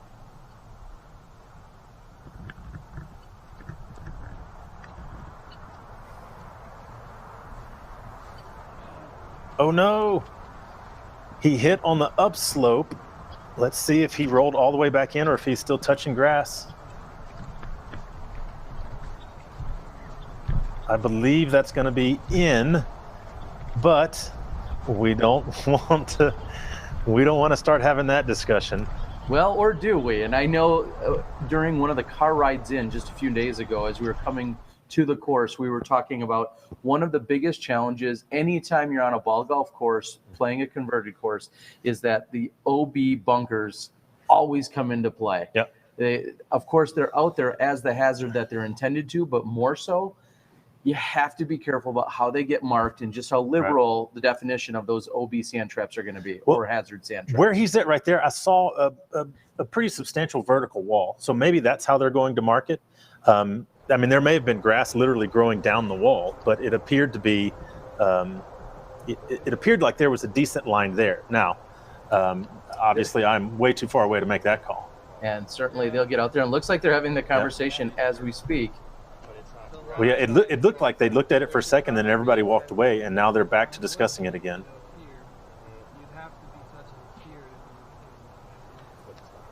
And Joel is pointing out what type of grass it is. Eagle says that he likes hanging out on the sand. Ricky says, "Can I just tap in for the birdie?" Or yeah, this is cute, guys. I've got birdies to get to. Yeah, and as I said, I know this can be one of the challenges, and it would be very difficult to mark every single sand trap, but we need to mark the most commonly found sand traps. The dirt, Yeah, the that grass makes is growing sense. in. I don't know. Did you guys say an opinion yet? Yeah, I mean, I just. What would you call that? Here? That's out. That's out? Yeah.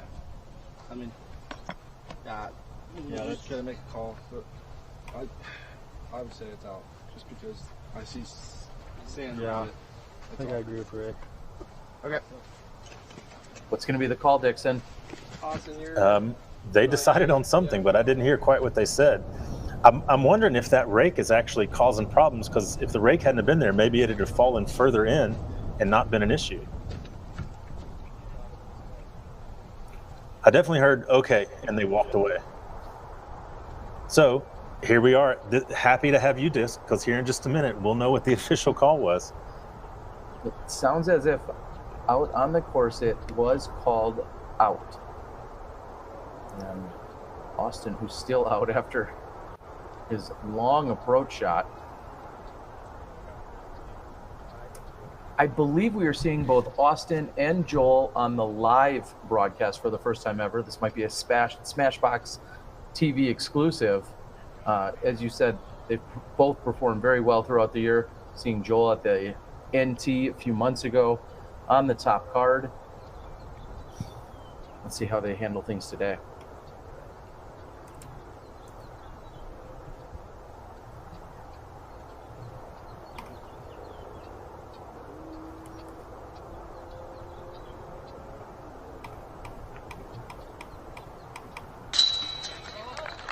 Great putt by Joel.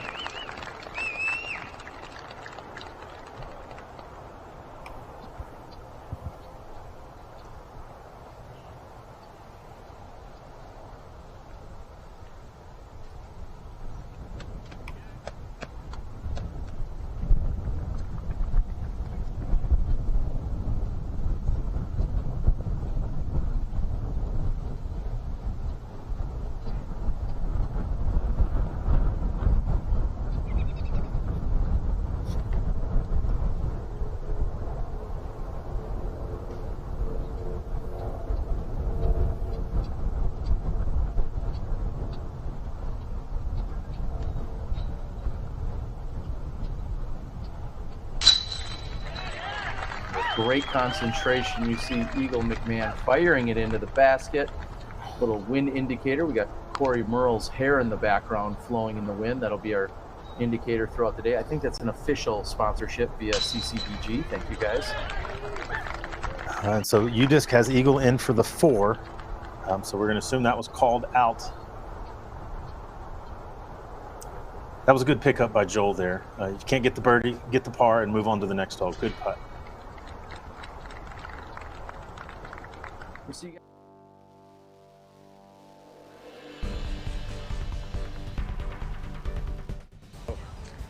Utah leads the country in literacy rates. What is the literacy rate of Utah?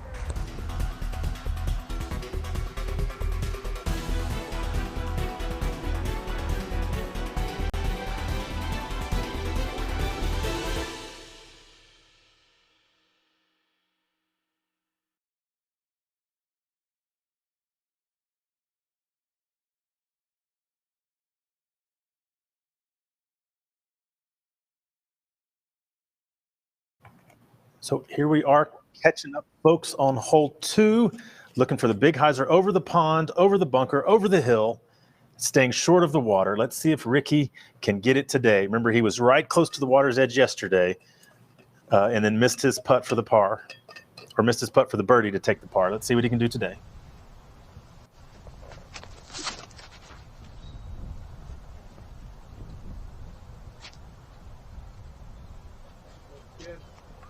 Useful. Yes, that's exactly how you draw it up unless you're drawing up an ace. Hyzer angle coming in, hit the tall grass, roll to a couple of feet away.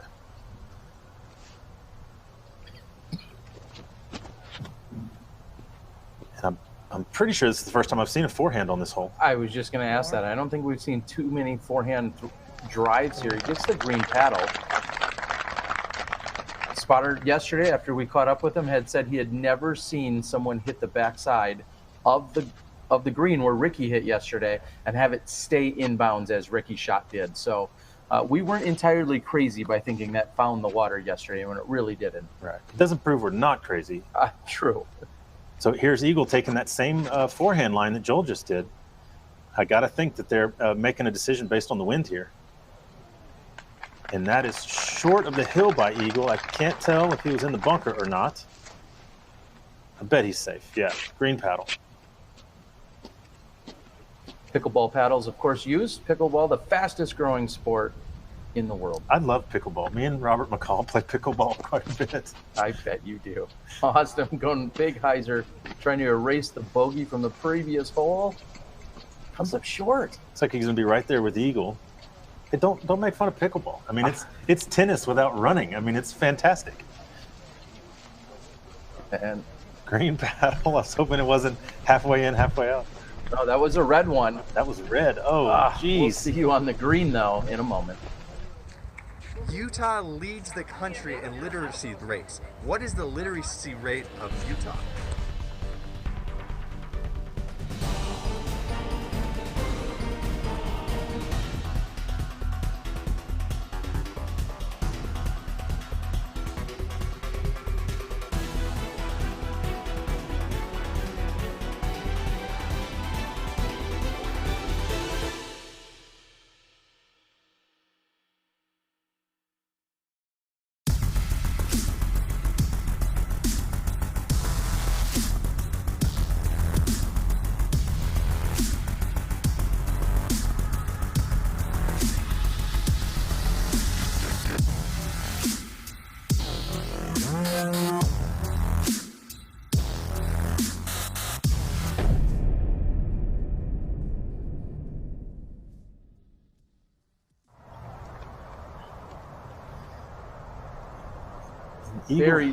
Eagle has found a little inlet of grass here, but still putting. He's inside of circle 2 for sure. He's got a chance to take a birdie, even though his drive wasn't the best.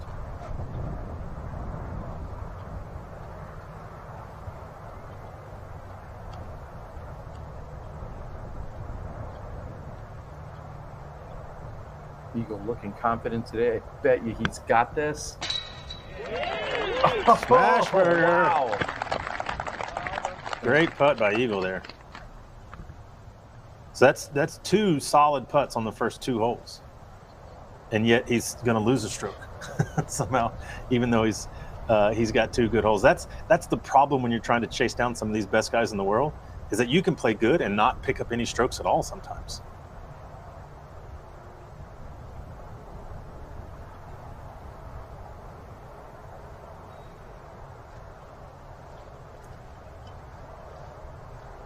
Joel off right there. Dixon, what would you say is Joel's strong suit? Anything that has jumped out at you when you've either talked to him or seen him play or looked at any of his statistics? I mean, he's got a lot of good stuff going for him. I mean, nice teeth, Mr. Congeniality. He reads at a high level. No, I mean his strengths are that he's very solid. He's got a good forehand. He's got a good backhand. He's got a confident putt. He's a smart player. So a course like this, he's going to know when to be aggressive. So I mean, that's it. At a place where everybody can score good and can get a birdie, knowing when you have to really put the pedal down and go for it is a valuable tool, and Joel has that.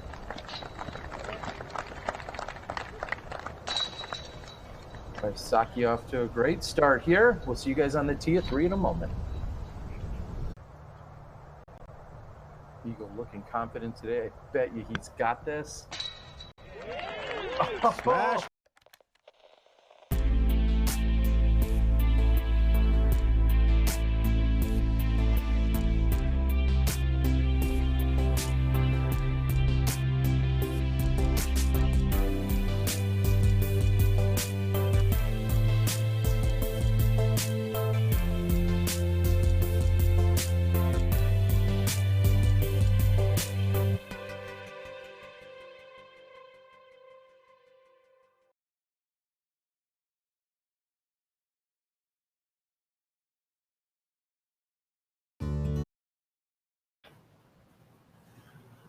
Hole 3 now, and here we go with the first kind of really difficult par 3 that is birdieable. It's 405 feet, which is gettable by all of these guys, but the bunker is hanging out. If you throw it 10 feet short of where you're trying to, you're probably going to end up on the beach. You can take a high line like Double G, who threw a spike high and hit off the basket in round 1. You can take the low line. You can try to stick it on the right, or you can skip out left and take your putt. Let's see how Ricky decides to play it. Cart path is not out of bounds, so bailing out left may be an option, as you said, Dixon. And that is the high line. And that took kind of a weird bounce there. I don't think he hit the cart path, but that looked kind of peculiar on the ground there.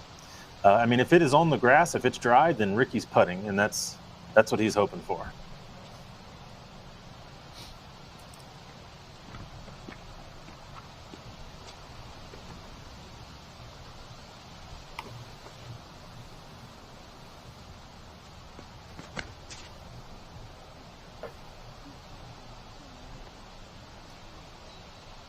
And taking a very similar route, but without the skip, Eagle McMahon is going to be left inside the circle looking at a birdie putt.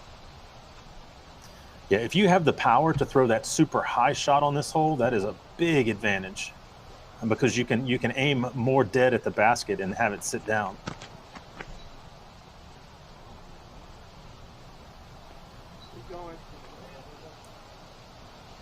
Oh, safe. Guess that means that's the problem if you come in on the short side of the basket, is there's just not a lot of place to land where you're not tempted to roll back into the bunker there.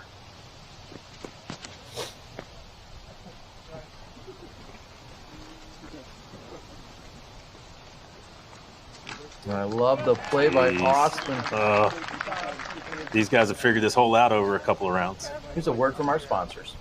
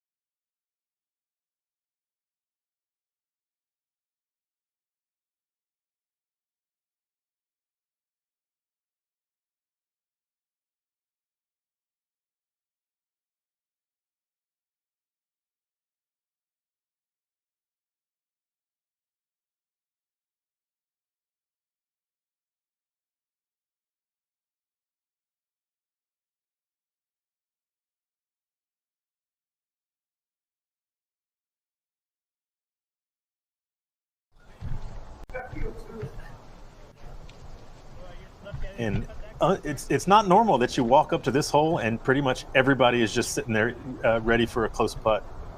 Oh, and Ricky did take that weird bounce all the way down to the edge, but not in the water. I can still see his disc sitting there.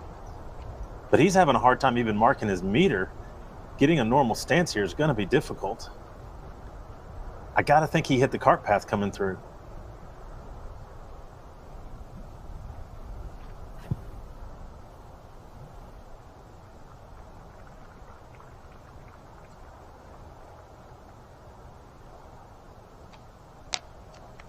Oh, and Wysocki had just one tree between him and the basket, and his loft putt was just a bit too lofty. And Eagle's further out than I thought as well. think I'm going to have to admit at this point I was wrong earlier too. I believe I said inside the circle. Of course I meant actually circle 2. Outside the circle, I think is what you meant to say. Either way, Eagle McMahon looks about 40 feet. Yeah, this is shorter than the one he just made, though. So this is just a little walk in the park.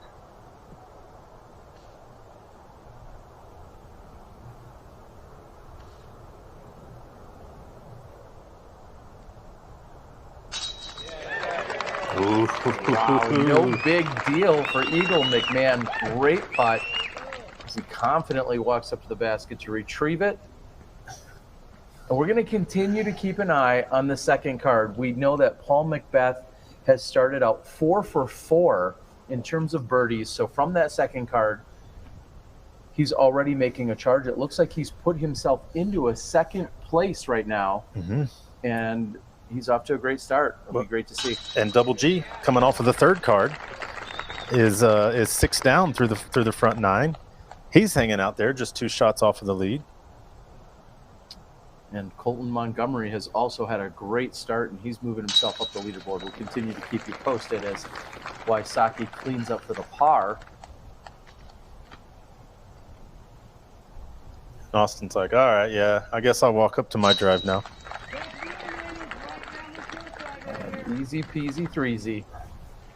We'll move on to hole 4.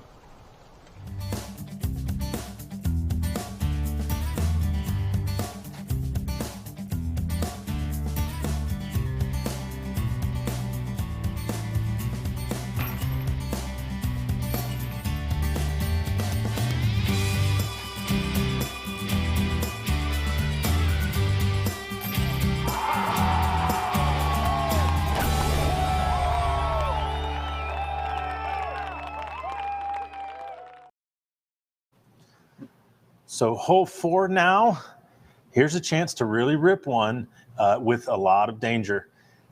The idea here is to put it out to the right and try to hyzer back. It's right at 450 feet. However, to carry this water, you got to go at least about 430 if you're on line with the basket. So they're going to try to hang out to the right, land it at about 400, and try to get some ground action, hyzer skipping over to the left. Now remember, this hole yesterday is where, or on the first day, is where Eagle his penalty yesterday. So let's see if he can rein that in a little bit. Ricky will actually be bottom of the box here after taking his lone par on hole 3.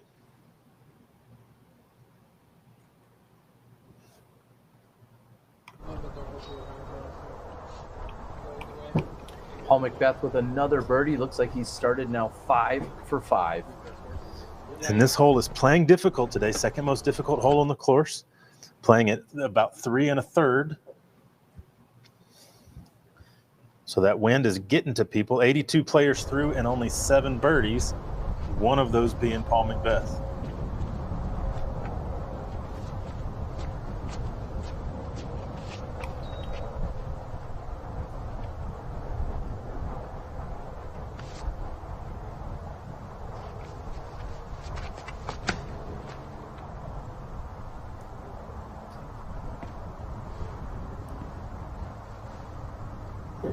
Oh, that needs to sit down. That needs to sit down. And that is the pond that Eagle found earlier in the week.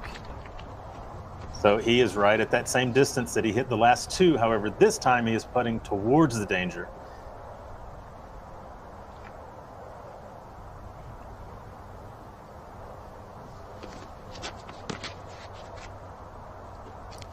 And Joe going with the low line out to the right. Expect some skips on this one. There it is. Or just stick it 25 feet away from the basket.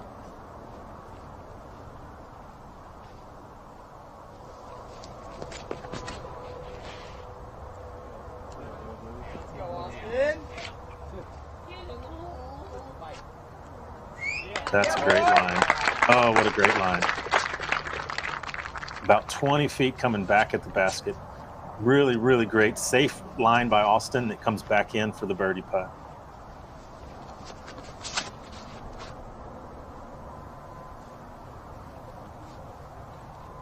And Ricky putting one in the stratosphere. And in the circle. Beautiful. Here's a word from our sponsor on hole number 4.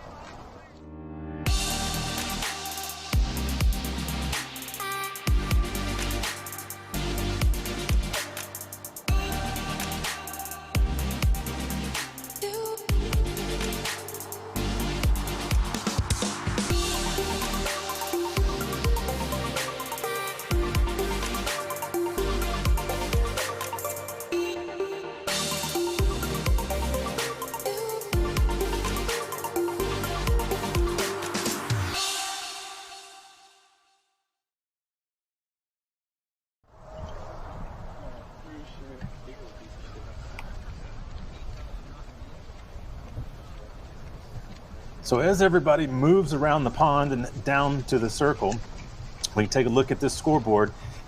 I think rounds are going to be hot today. This is not the round where you just need to survive. You're going to have to go put a number up. And if we look at here, Colton Montgomery 7 down with several holes to go.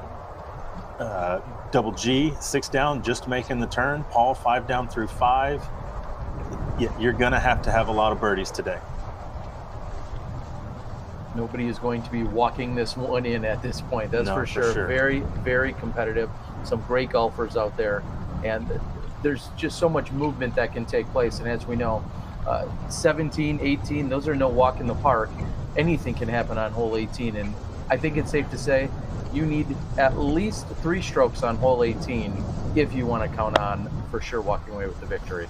Well, unless Ricky is the guy that's 3 strokes behind you because he has a penchant for acing that shot.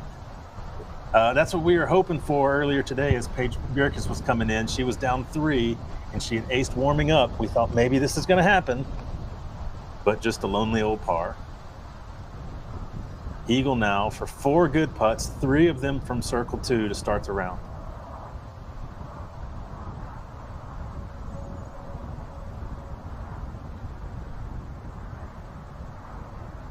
As we said, almost the exact same distance as the previous putt. I think he's dialed in today, folks. Jeez. Oh, wow. Eagle McMahon apparently loves that circle 2, that 40, 45-foot range. We'll see if he keeps canning him from there or if he's going to even try to get any closer. It seems like he's got that spot dialed in. So there's some interesting mind games that can go on with things like this. So Eagle steps up and hits his putt, and he's thinking, in your face, Rick, I'm putting the pressure on you. And then Rick steps up and hits his 20-footer, and you start having this kind of back and forth that's going on. Neither one of them saying anything, but Ricky is thinking, I wish this guy would stop hitting these bombs on me. And Eagle is saying, dadgum, I keep hitting these bombs, and I'm not picking up any strokes.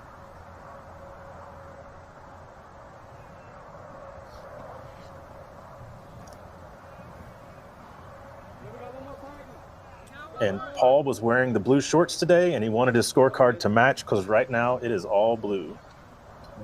Seems as if there was maybe a distraction on the course that Joel Freeman decided to step aside for a moment.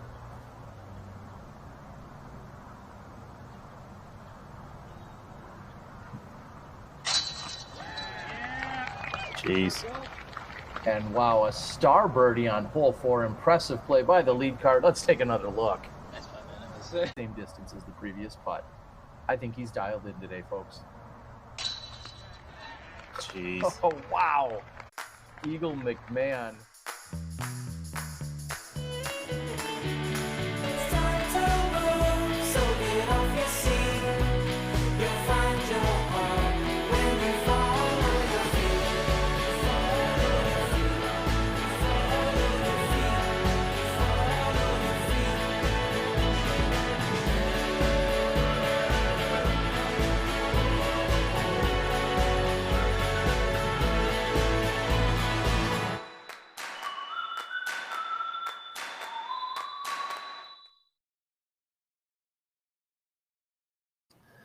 Hole 5 now. Here we are. Time for some big pops. You can see that there is lots of space to land on this hole, almost 700 feet to the basket. The wind is just a little bit blowing today. It'll be a head left to right wind, but not much. You can see turnover forehands, flex forehands. You can see giant hyzers. You can see all sorts of stuff to get in position to approach this basket. Look for some monster drives to try to make this second shot shorter.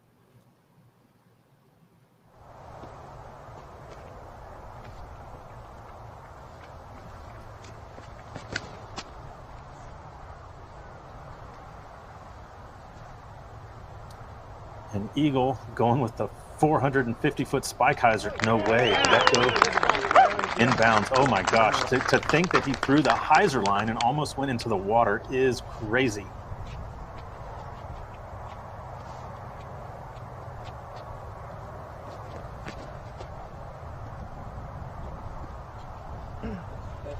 Yeah, great power forehand by Joel.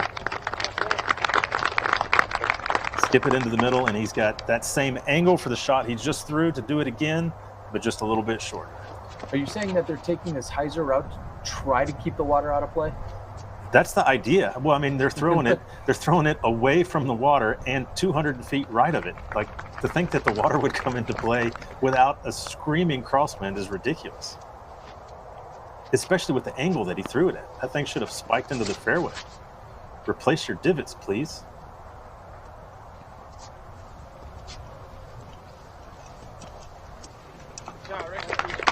Yeah, that's. I mean, he's 50 feet from the tree, and Eagle's 150 feet left of there.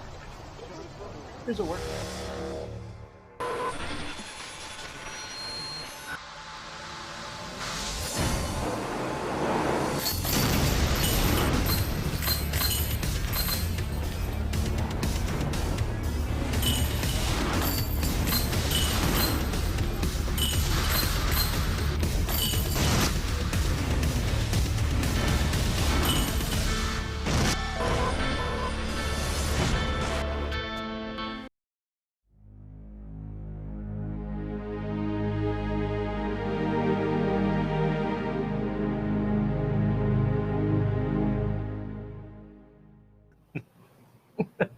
Welcome back, everyone. Terry Miller, the Disc Golf Guy, along with Dixon Jowers. And Dixon, we were just taking a look at udisclive.com. Paul McBeth, just a streak of blue running across the screen right now. He's currently in a tie for first place. He's 6 for 6. Incredible start. And it looks like he's dialed in. Everything's from inside the circle. He's making them. 100% fairways hit, 100% C2 in reg, 100% C1 in reg, 100% C1 putting. Check. That's how you get good rounds. Well, very impressive. And we're seeing Drew Gibson also has one little blemish on the scorecard. Otherwise, he's been doing almost everything in the birdie category. And that was Joel's upshot there, just inside circle one. He's going to have a good angle to the basket, but probably a little longer than he desires. And of course, if McBeth stays on this streak, we may catch up with him in a few holes, and we may be able to watch the battle unfold live. Split off of our two cameramen as we're watching Austin Hannum just outside circle one, it looks like. And that's just the scary factor of this approach shot, that you know you can't land too close to the basket. There are some players that really pay attention to UDisc. Ricky is not one of those players, so he probably has no idea that Paul is shooting hot right now. Someone should send him a spotter out to tell Ricky to get in gear. Yeah. Ricky, you should start making putts. Oh, jeez. Or throw-ins. Man, the message got there. That was so fast. So, yeah, let's see if it sets up again. So, Ricky now 15 feet out. For sure birdie for him, or at least for sure birdie range. I don't want to jinx anything here, so I'll try to craft my words carefully. So let's see if Eagle can put a close one, or if he's going to have to smash another long putt. It's no fun when you're trying to catch somebody and they're parked and you still have to throw.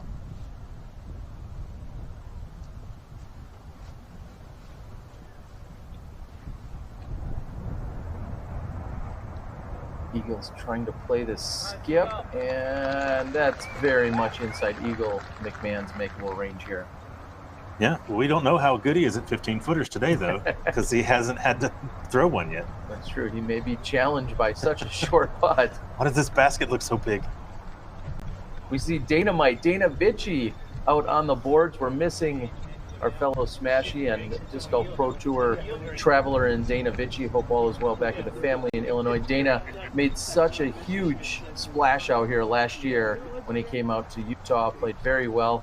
We're missing him on the course, but looking forward to a great round. Paul McBeth continues his tear. Like we said, Eagle McMahon does have 3 out of the first 4.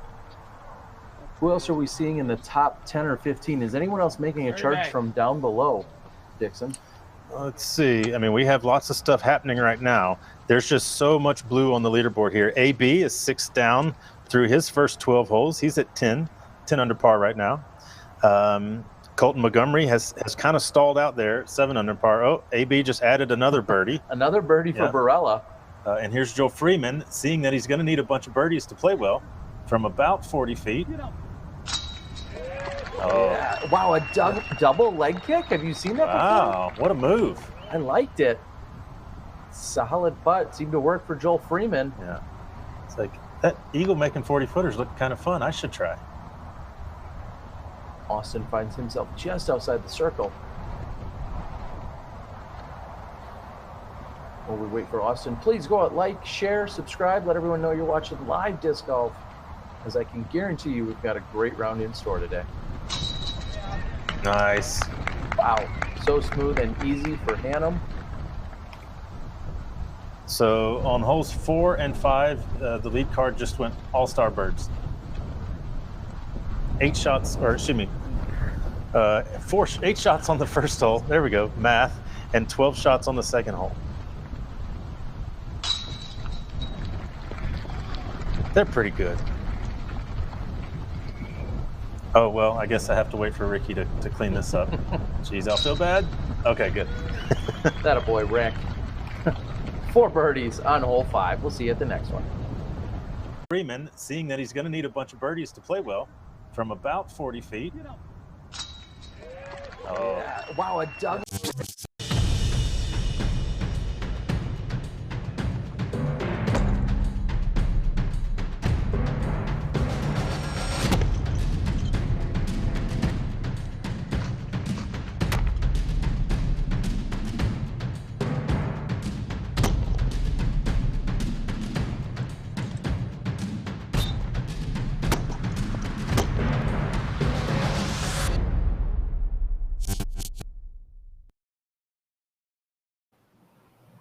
Hole 6, it's right there in front of you. This is the hole that Ricky has missed twice. It's just a little island. Pick your favorite shot and throw it. Spike hyzer, putter shot, forehand spike, anything works. It's a very receptive green. You just have to put the plastic on the ground inside the wall. Let's see if they can go 3 for 3 all-star birdies.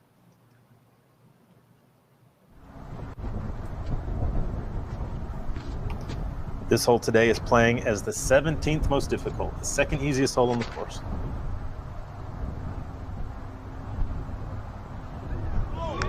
Ooh, just barely getting over the wall, but then getting an uphill roll. Yeah, somehow.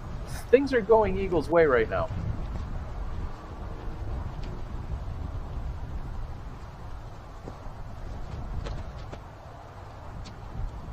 Ooh, that needs to swing. Same thing. Come on. Oh, no. Hits the wall and stays out. Oh, that's going to sting a little bit for Joel Freeman. Yeah, usually the wall only helps. There you go. Austin saying, hey, I'm still playing golf here, guys. All right, Rick. He's 0 for 2. Let's see if he can go 1 for 3.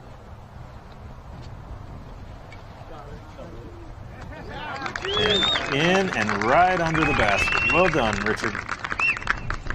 See you guys from the drop zone in a moment.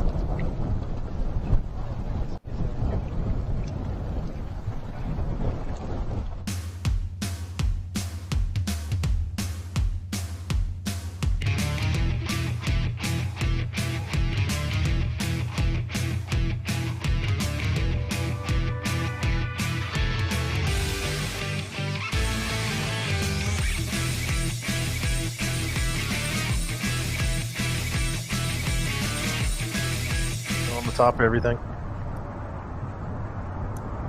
So we are back at the drop zone with Joel going for the 3. Oh, and catches metal. This is on a day like today when the wind is down, it feels like it's worse than a 2-shot swing on this hole. This is a shot that all of our guys feel like they can hit every time they throw it.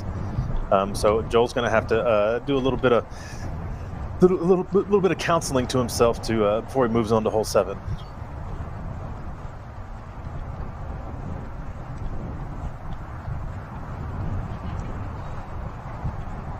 And no surprise, Eagle McMahon converts. Dixon, for the last few days, we've talked all about players that have somehow managed to stay either OB or bogey free. And right now, if you're looking at UDisc Live, you're seeing plenty of people fitting into both of those categories, OB or bogey free. It's quite impressive. Yeah, there's not a lot of orange on the scorecard right now. Orange meaning bogey. There's really not a whole lot of white meaning par. It's just a lot of blue right now. We'll see you on 7.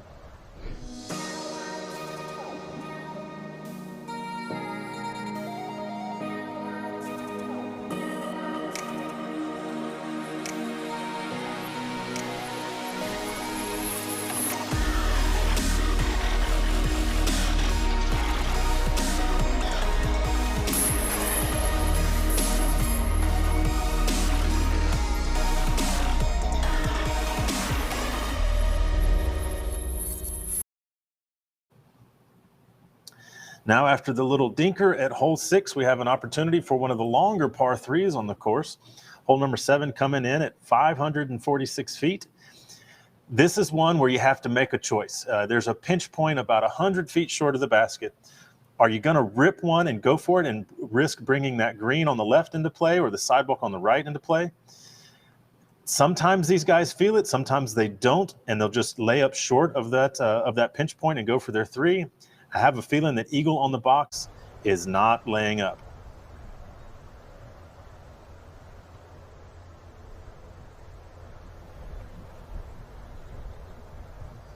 And he rips the turnover, and it is stabling out.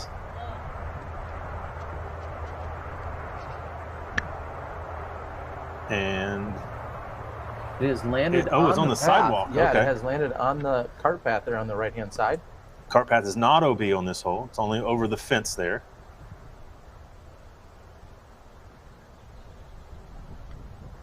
Austin now going with just the straight hyzer shot. He is not challenging the pinch. There you go, right between the bunker and the green. He'll have kind of a glorified jump putt from there, just a little standstill shot for him. Ricky now, not knowing where Eagle is at, but knowing that he's putting, is probably trying to rip it as well. And he turns over something very stable, and it is coming out of that quickly. And skip, and he is inside of circle 1. Oh, man. If you want to win a tournament out here today, boys and girls, you better bring your birdies.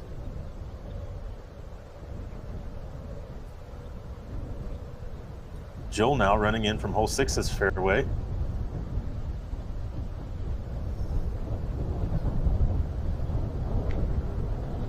Yeah, these guys are figuring out this wind.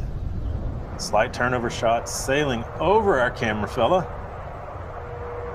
And Joel is going to be, outside circle 2, but an easy approach there. We'll join in with them in just a moment.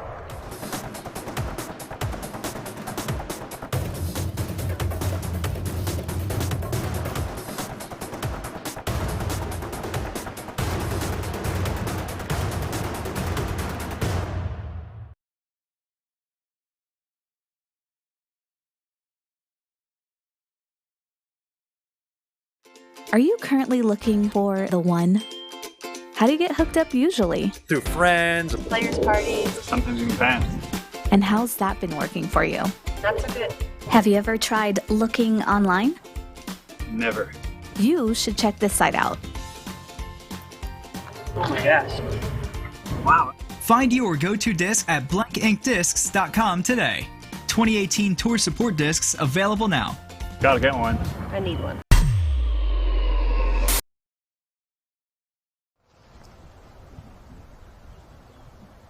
Dixon, as they're moving down the fairway, I want to talk about a few of the birdies that we've seen here on hole number 7 today, including, a couple of throw-ins and then a couple of park jobs. Aaron Gossage from 126 feet and Kessler Martin from 190 feet had both taken 2s on this hole.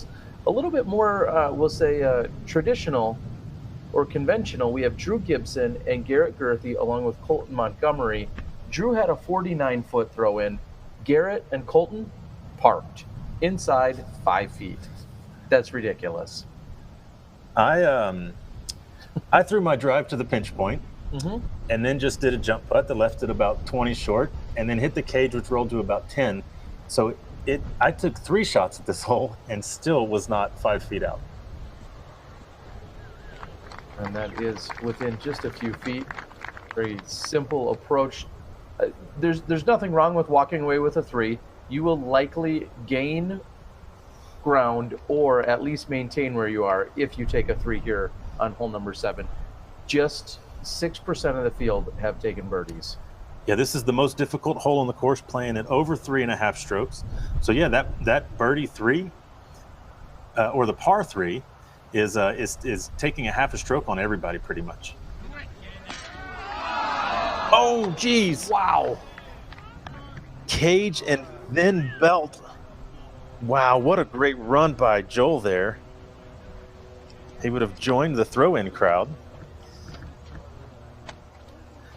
And speaking of crowds, look at the gallery that have come out here today as we're here in Ogden, Utah for a beautiful weekend of disc golf.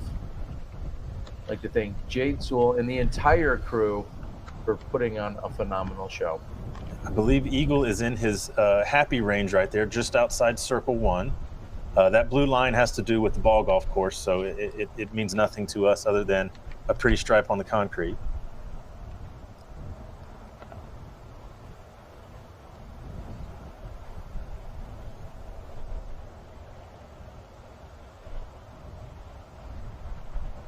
He seems a little more jumpy on this one.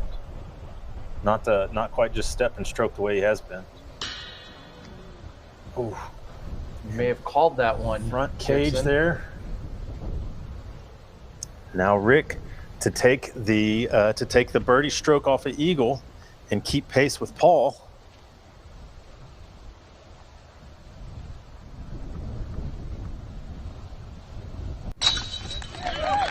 There you go. Actually, not keep pace with Paul because Paul parred this hole. Ricky now with 2 shots clear of everybody. And boys and girls, take a look at UDisc. Who's up top? Ricky and Paul. Keep everybody up on that screen right up there, please. This is Dan, and this is Tyler. Dan and Tyler like disc, and they like beer, so they combine them in a rigorous scientific process. Disc Golf, a card game that challenges your disc skills, drinking ability, and your friendships. With 3 categories and over 50 individual cards, mix and match. Get rid of cards you don't like, or make your own rules. Disc Golf is truly American.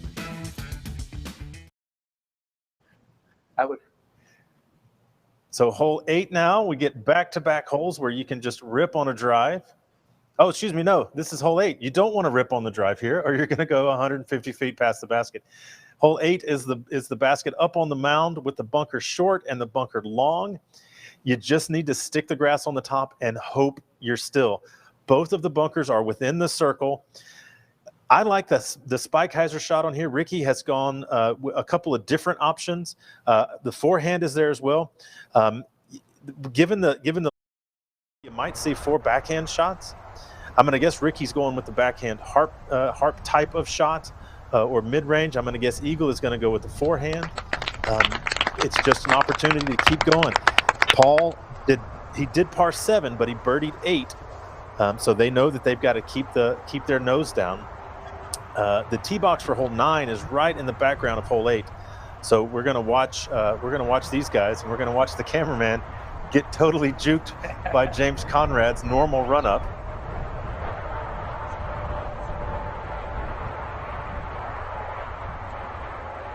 Dixon, this is what we like to refer to as exclusive bonus coverage. As there you go. Watching the rip here by Trent, our cameraman, was camera shy there. He was not going to take the fake, and the disc went flying out. James Conrad with a great drive to the left side fairway there.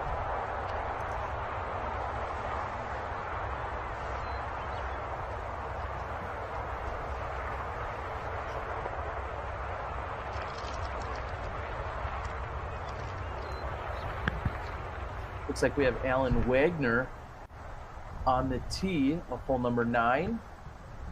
I caught up with Alan earlier at the Disc Golf Pro Tour season opener at the Memorial. He had played quite a bit for a number of years, and then took a few years off. He said, well, I'm back at it. I'm going to go out there. I'm going to travel around and continue playing. So great to see Alan out on the road, enjoying disc golf like he used to. Yeah, and here we go off the second card. This is Mr. Elmore here.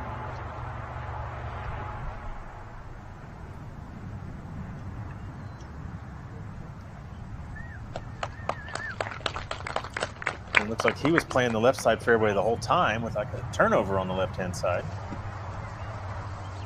And as they are clearing off, the box here on hole 8 is probably going to let the gallery move out just a little bit. So there's a little less noise, a little less movement in the periphery. And this is Ricky's anchor, I believe. Stable mid-range disc.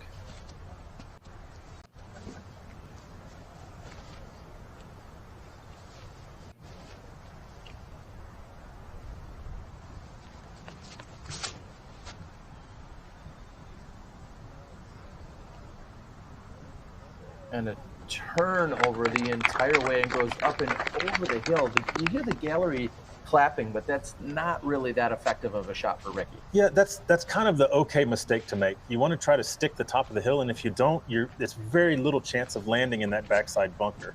But now he's got a long uphill putt to an elevated basket with a bunker right behind where he's going to be putting. Eagle just trying to dig a hole on top of the hill. And he does. That is the definition of a park job by Eagle McMahon.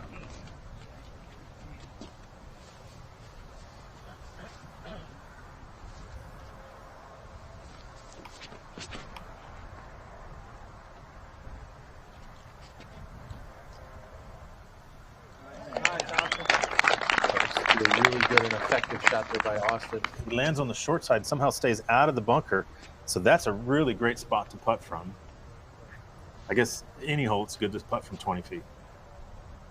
I got to give it up the respect for the fashion sense here by Joel, matching the belt to the hat. Mad respect for that one. It's pastel day out at the course. Get out of there.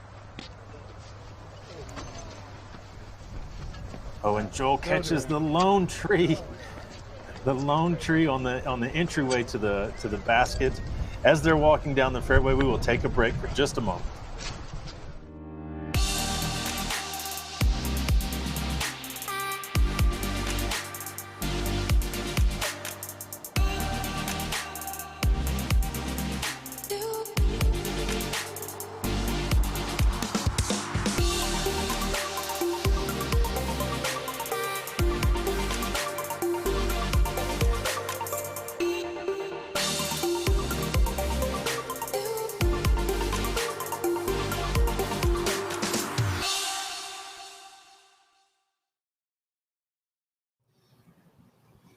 Welcome back, everyone. We are here in studio in Ogden, Utah. Dixon Jowers and Terry Miller, the disc golf guy. We're enjoying a beautiful Sunday afternoon.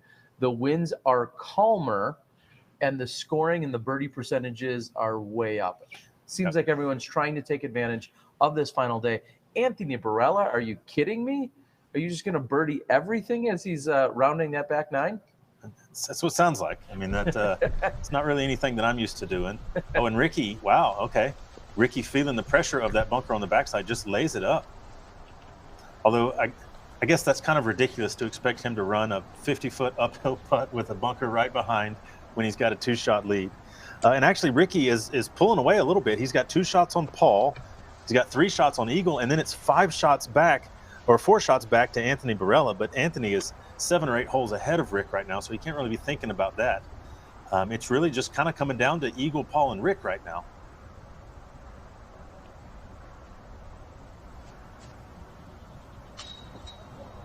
Oh, grabbing Shane on the left side, a great run uphill just inside circle 2. So Joel has caught chains on the last 2 holes for birdie, and he's going to take pars on both of them. Oh, no. Oh, and that looked right out of his hand. Yeah. It looks like it then kind of flopped and fell out on that right side. Just a little bit more center would have done the job. Sometimes when your disc, when it doesn't hit and fall immediately, when it just kind of hangs for the second, the action of the chains can actually get you right out of the basket. And there's Eagle putting next to last with his park job drive. Austin will clean up here, knowing that he missed an opportunity to gain a stroke on Rick. We'll see you over on 9.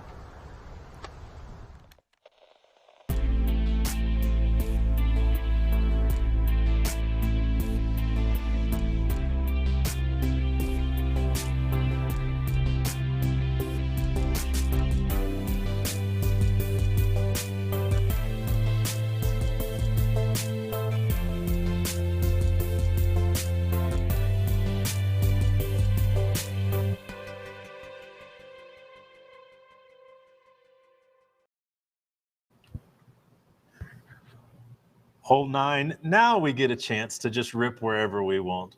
The longest hole on the course coming in is par 4, 819 feet.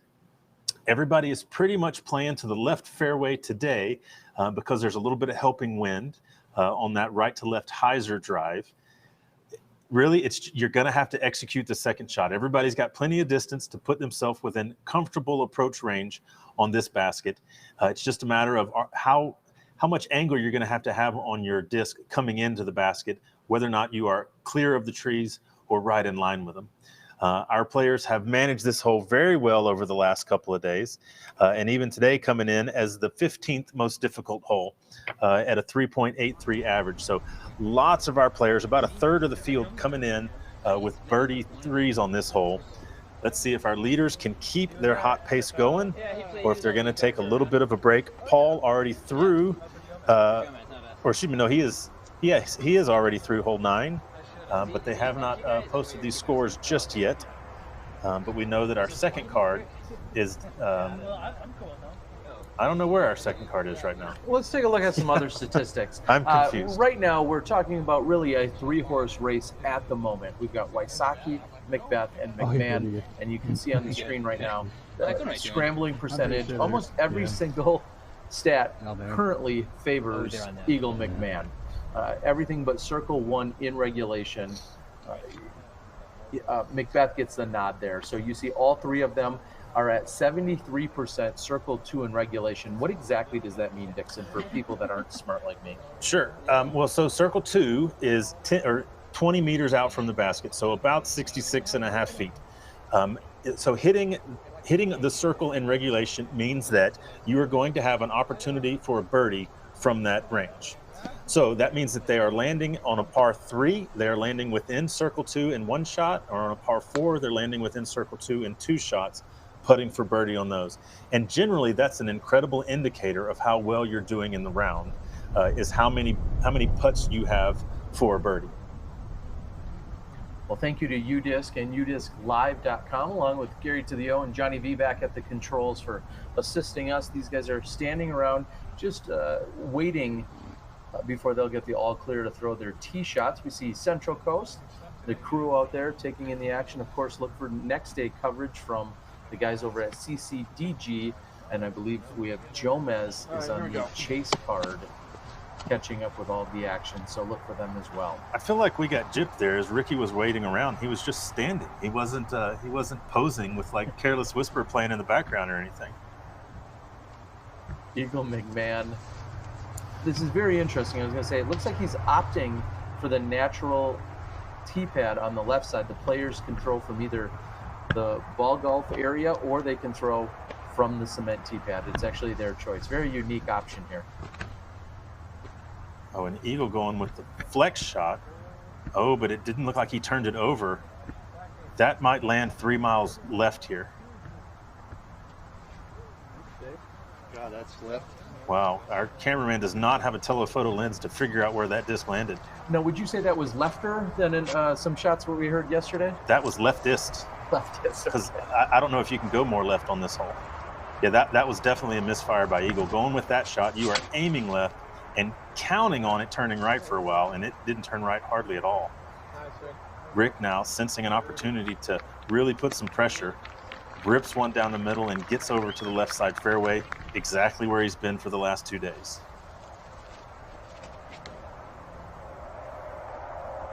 And I love Austin Hannum's approach. He just gets up and throws. He doesn't waste any time. There may be a little bit of a lull in the wind or a favorable wind for just a moment, but either way, getting up and throwing without hesitation. I'm a big fan.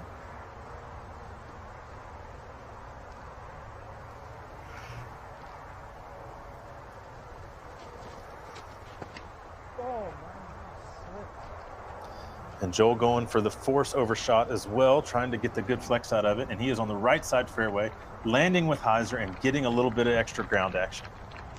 Speaking of action, we'll be back to it after a word from our sponsors.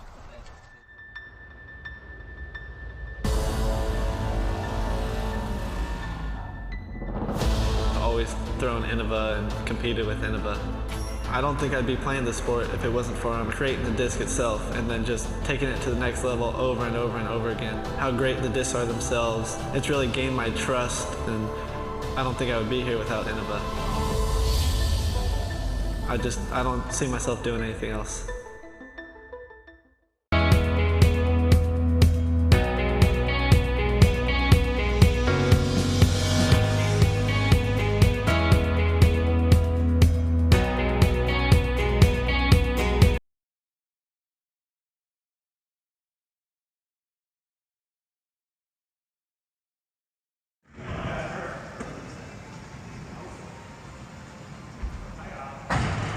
Bottoms. Oh my! Wet. All day. Wet. What was happening here, Dixon? Well, actually, right behind where we're sitting right now is a little tiny full court.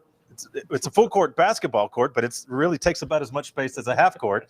But we were playing some 3-on-3 here the other day, and I got to say, the person I was most impressed with, the guy who's really good from 30 feet, Ricky Wysocki. He was draining 3-pointers on us to the point where I was starting to get mad at him. Like, I got other stuff to do. You're wasting my time, Rick.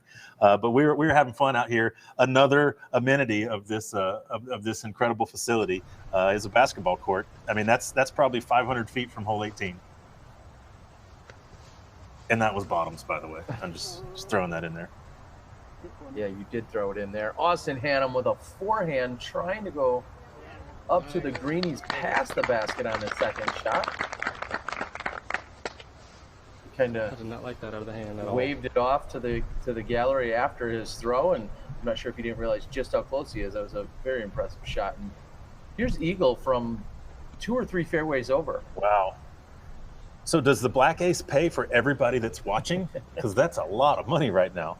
Eagle having to drop almost 15 grand on paying people off for getting close to the basket over there. That's hole 11's basket, I think. Maybe 12's. I believe that is hole number 11. And for those who aren't familiar, a black ace is anytime you get a hole-in-one on a basket that you were not intentionally throwing at. Eagle going with the standstill hyzer shot from there. He is right up on that tree, just a little bit to the side of where Paul was putting from yesterday, yet missed. Inside the circle, but putting a flat shot at an elevated basket. I think Eagle's going to be able to make that one, pick up his poor drive there.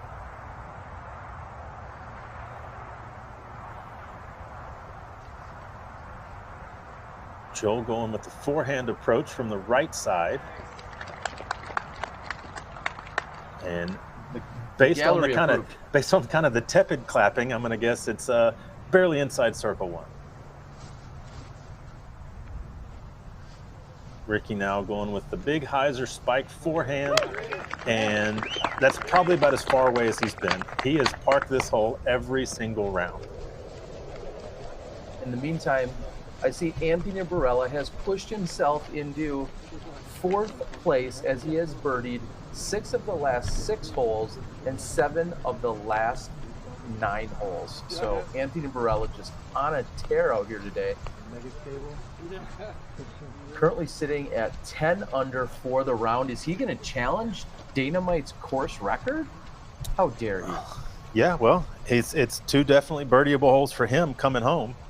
375-foot straight par 7, or not a par 17, hole 17, and then the 207-foot hole 18 to finish. So it's definitely sitting there for him, ready to go. We see that Paul did, in fact, birdie hole 9, staying 1 back of Rick. Rick, assuming he taps that in, will jump back to 2 ahead. And then Eagle with his putt. Eagle's now straggling behind Paul. He is going to have to keep an eye on what's going on, not just chasing down Rick. And Barella in on hole number 17 for a birdie 2. He now sits 11 under. Here's Joel Freeman for birdie. Wow. Not catching metal this time. Not even thinking about catching metal, actually. He may have been distracted or had some kind of a mental lapse. He turned away quickly, and he knew immediately that was a very poor attempt. So it may have been a distraction or something of that nature. Eagle is actually probably standing down right now, waiting for either the gallery that's on this card or more likely the play and the gallery that might be on the next hole, hole number 10. Yeah, I bet they're putting out on hole 10 right now, and Eagle is looking right that same direction. So sometimes when this goes on, everybody that's inside of this will just go ahead and clean up. But I guess whatever Eagle was waiting on, he's done with. Time to see if he can pick up the birdie off of that lackluster drive.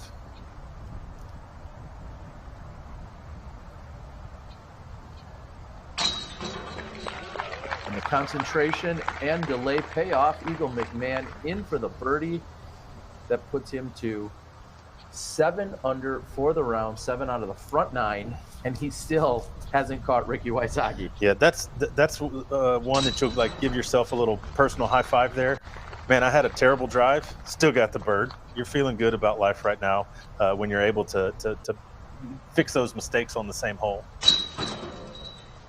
Joel in for his par, Austin in for the bird, and now Rick to clean up his birdie, and he as well is 7 down through the front 9, headed to the back 9. Oh, we've got a battle on our hands, and we will be back in just a moment to see how it plays out.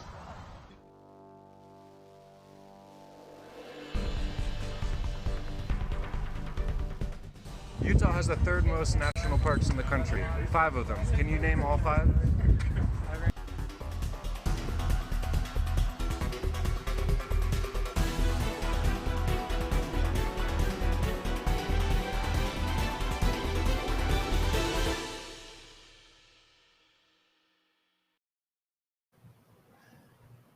Hole 10 is the first of our 3 little gettable par 3s here in a row, except this one you have got to throw a very particular shot. You've got to go in between both of these trees, yet under the 3rd Mando along the top there, missing the ball washer, skipping off the sidewalk if you want, or skipping off of this ball golf tee. Either way, it is a very tough angle. You have to challenge the top of the triple Mando with a forehand shot if you want to be putting birdie on this hole. There are a couple of other kind of crazy routes, a high turnover backhand that has to almost go into the absolute corner of that triple Mando. Double G tries a roller on this hole. But the forehand game with this card is strong. So I would imagine that we would see 4 through the gap, and then it's just a matter of how well they move left to right to see if we're going to get some birdies on this basket.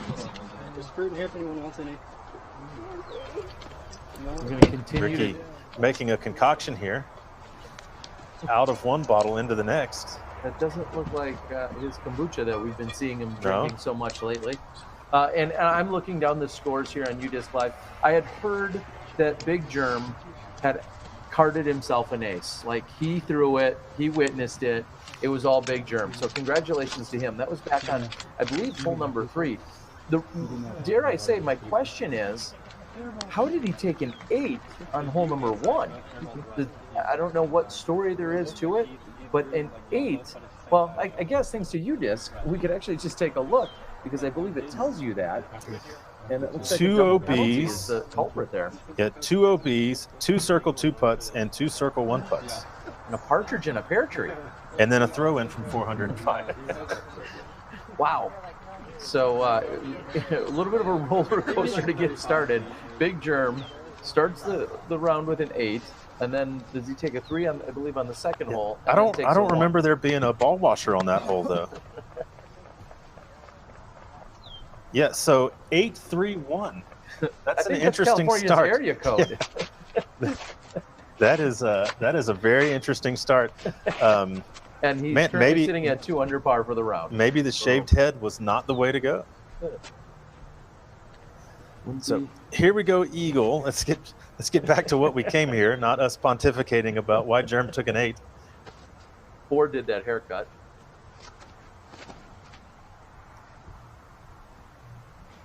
And Eagle is through and moving somewhere. I did not see that come through.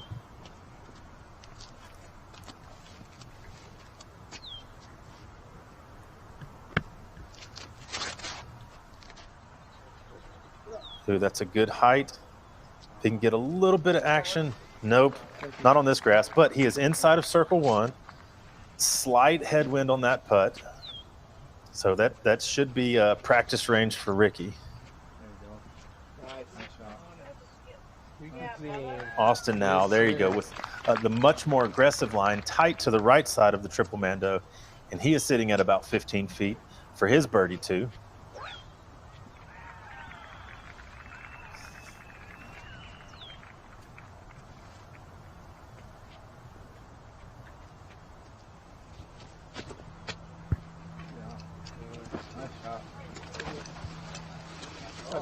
So Joel jumps off of Austin's disc, but he is still well within circle one, putting for his birdie. So as we're paying attention to everything going on, Anthony Barella was on that incredible tear, but has taken a bogey on the 18th hole. So we will see how our leaders are able to finish here in just a moment. Utah has the third most national parks in the country, 5 of them. Can you name all 5?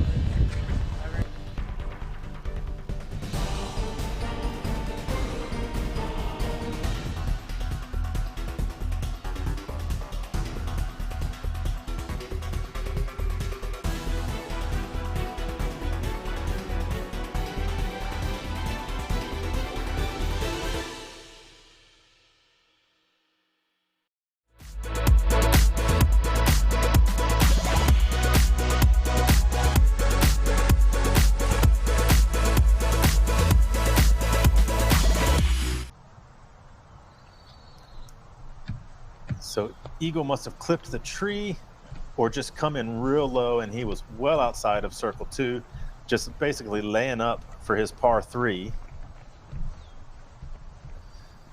Paul is in for the birdie on hole 11 from 75 feet apparently. Paul with a throw in on hole 11.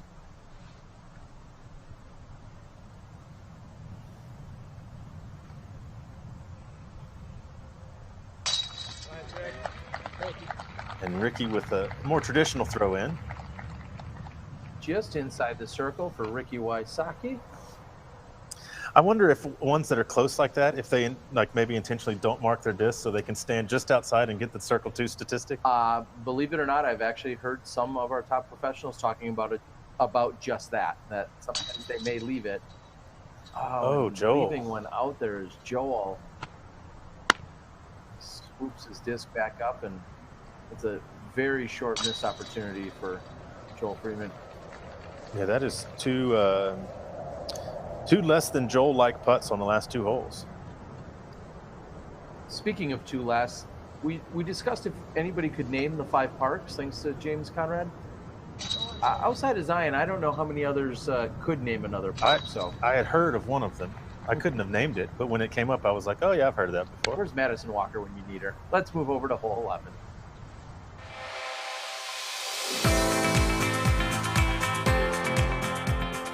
For me, it's time with my friends. For me, it's a walk in the park. For me, it's my job.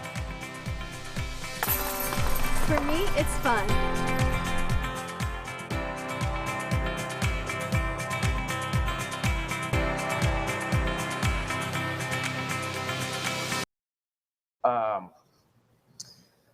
So hole 11, where we have seen a new strategy approach on this hole. Some guys throwing a turnover shot into the net and intentionally playing the bounce. That would be interesting to see if anybody does that today. You can either try to really hug the fence or go right underneath these last 2 trees. Either way, if you can get around it, it's almost a certain park job. I feel like everybody on this hole is either parked or putting from 60. So we're going to see if our guys can keep their torrid pace going. Joel looking to get back on the birdie train. Ricky looking to just keep it going. He right now is sitting 2 shots ahead of Paul. So as the second group is throwing on hole 12 here,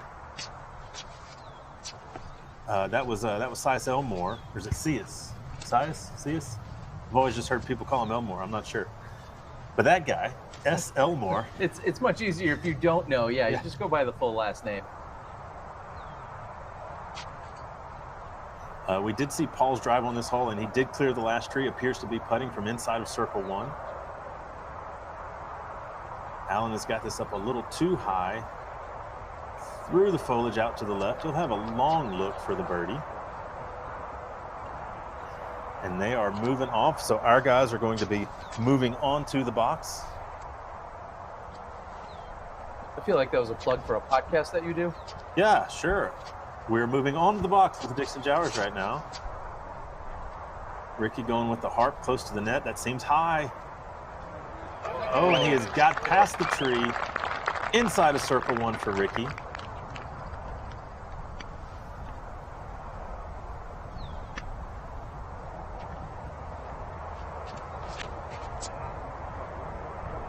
Austin going with the flip-up shot that doesn't quite flip up and hits the Mando tree, but stays safe.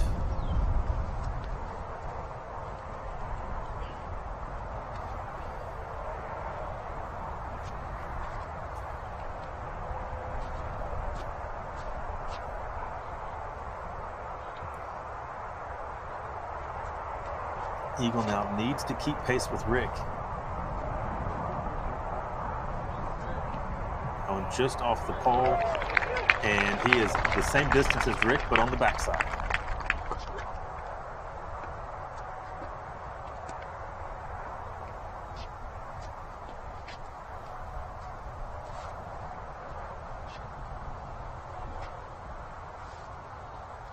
I kind of want Joel to land at about 20 feet so that he can hit that putt and get a little bit of confidence back on that distance. Joel has 4 pars in the last 4 attempts. And there you go, off the That one fence. he's got, I thought. Yeah, that's not going to help his confidence. That's just a tap in. We'll see you on the green. Tempercraft USA. Double-walled 18/8 stainless steel construction keeps it cold while you're hot, keeps it hot while you're cold. Get your customized growlers, tumblers, and sports bottles. With a lifetime warranty and 1% back to the planet. Tempercraft USA. Temper your thirst. Again, welcome back to the sweet action taking place here in Ogden, Utah. We're continuing to watch Paul Macbeth, who's on that second card. He's sitting in second place. He's birdied hole number 11, and it looks like he might be in position on hole number 12 as we're watching Austin approach the basket. He was on the right side, or the better side, we'll say, also of the Mando tree, and it looks like he's going to be left behind on this one. The rest of the group has birdie looks.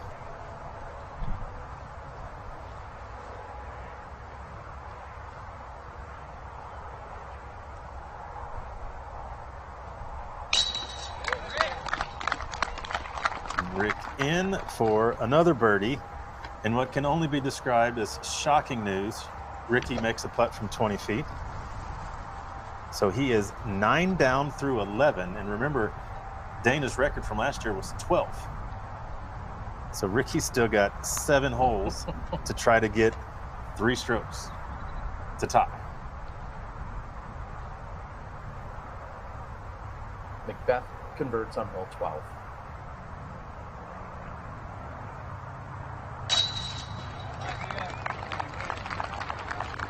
Eagle also converts. Eagle sitting at 8 under for the round. Now at 17 under overall. Joel, third place. He almost missed the putt. Not really. When he was picking his disc up, it like slipped out of his hand and it dropped and he caught it again. He was not making a putting motion. It does not count as a stroke. But we'll take a break, catch our breath, and then catch up with hole 12. Let's forget about the car for a moment. Your local Next Gen qualifiers are all fun entry-level PDGA sanctioned C tiers. There are 3 ratings-based divisions, creating a competitive environment for beginners all the way up to amateurs aspiring to become professionals. Don't forget to sign up for the Next Gen Virtual Challenge. You get to play locally and see how you rank nationally. Don't miss out.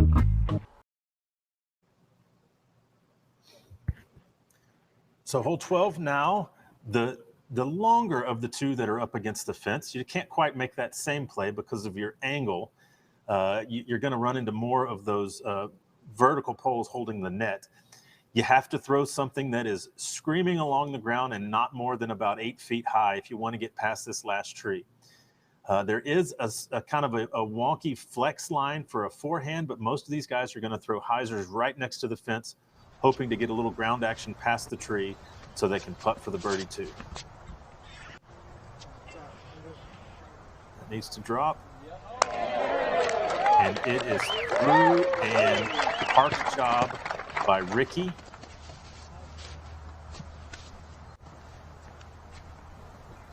So here we go with Paul on the picture-in-picture here. And as soon as we join him on hole 13, he grip locks a drive to the right and catches a tree. He gets through that, but he will, well, I can't say he won't get a birdie because he just chucked one in from 75 feet 2 holes ago. So he's going to have that sort of look on hole 13.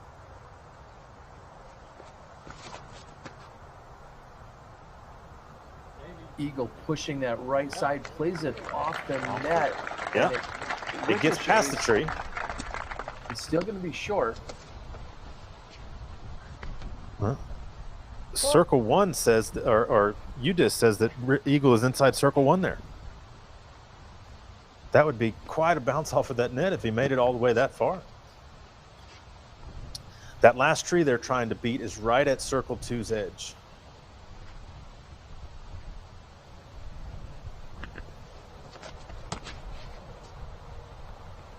And this is the slightly more traditional shot. The low shot with a little bit of hyzer edge to it. Joel gets past that tree. He's going to be putting for his birdie. And Austin, we kind of forgot about him. After he bogeyed the first 2 holes, he dropped way down the leaderboard, but he has put it together 6 down over the last 9 holes. And he is back in contention here right now, tied 5th. That's a park job and another birdie on deck for Austin. We'll be back in a moment.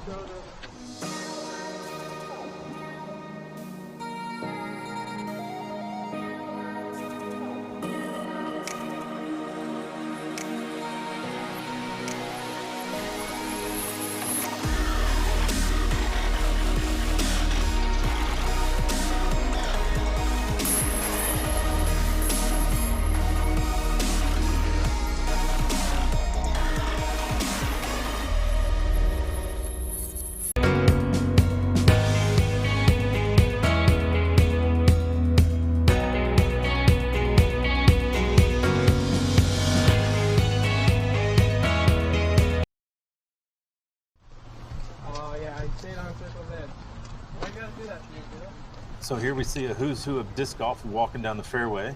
Lewis Bitney carrying a camera today. Yeah, he's off the box or off the course. And so UDisc Matt was helping me out here is that the scorekeeper is standing on the box and just kind of makes a guess and then they correct as they get down there. So Eagle was not inside circle 1, but this is inside the percentage that Eagle has been absolutely killing today. He's only missed 1 putt from this distance out of the 4.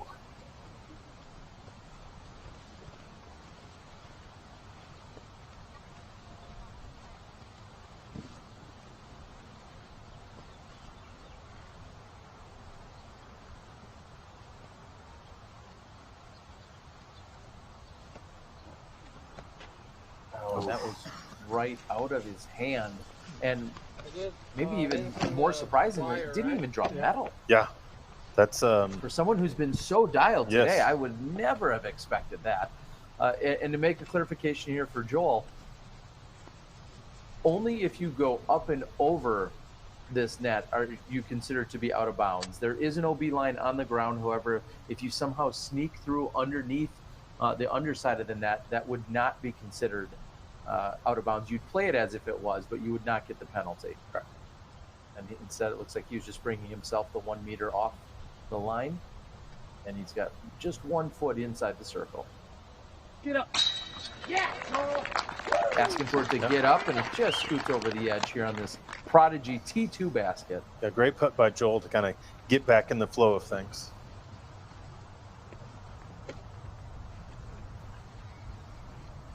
And Eagle McMahon left with, would you go ahead and call this a tester after your nerves are maybe a little bit shaken on that previous putt? No, he's probably just aggravated that he didn't hit the last one. He's just that's muscle memory at that point. And now Ricky doesn't even get to putt last because of Austin's incredible park job. But Ricky is in for the birdie and is now 3 shots clear of everybody. We'll catch up with these guys and the chase card in a moment.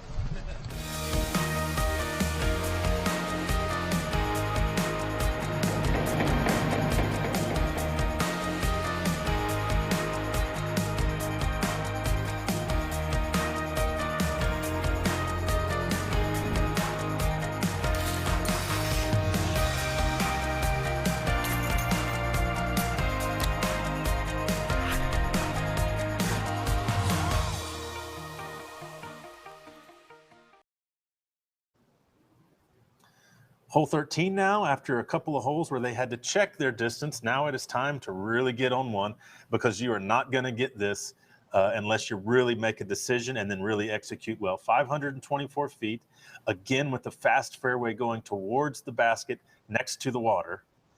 So these guys need to pop one out on the right and get some ground action. This is not something that you want to fly all the way there, or else you're likely going to be drinking. The good thing about it is that if you did happen to go wet, you're going to be very close to the basket. You can still might be able to get your par. However, they are going to look for the sweeping hyzer coming in 20 to 25 feet for the birdie. Well, and Dixon, what I was just posting on social media is letting everyone know that the competition is continuing to be intense. Ricky Wysocki with just 2 pars thus far this round. Paul Macbeth right there, Eagle McMahon. A few moments ago, we talked about, is this still just the 3-horse race? And if so, does it matter if Ricky doesn't par? What? Does it? Well, what I mean by that, I'm saying that Ricky has done pretty much only birdieing thus far throughout the round. So it could be a 2-horse race or a 20-horse race. It doesn't matter if Ricky just birdies every single hole. Yeah, it's like when I was like in 5th grade racing my older brother. I could run as fast as I wanted, but he was still going to beat me. Ricky with a lead, with what, 6 holes to go, 7 holes to go, with a 3-shot lead. I mean, it is possible if he goes flat that that Paul or Eagle could pass him, but what evidence is there to say that Ricky's going to go flat at this point? Well, it seems like he is dialed in, and any other scores that we're seeing come off the board, one of which we've seen is Anthony Barella. He had a great round as he was finishing out. Unfortunately, hole 18 got him again. A few days ago when we watched him, he was having a great round, and then he bogeys 16, 17, and 18. Today, he gets birdies on 17 and 16, but hole 18 bites him for the bogey and still finishes with a great round, 10 under. So here's Paul with the forehand on the tiny little hole 14, and he appears to be over the bunker. Oh no, I think I just saw something pink in the bunker there. If Paul has gone OB there, he's probably close enough to get the par off of that short drive. However, that is losing a stroke, and at this point, you cannot afford to lose strokes to Senior Richard there.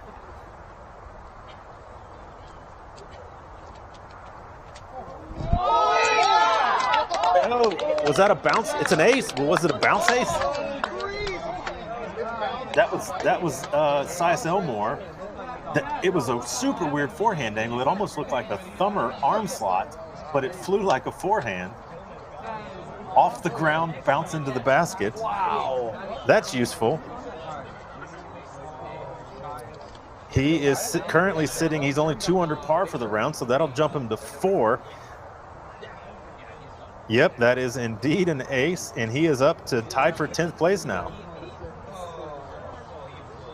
And always tough to follow up an ace is Alan Wagner. Yeah, nice job, loser. You're 20 feet out. And James Conrad teeing off here.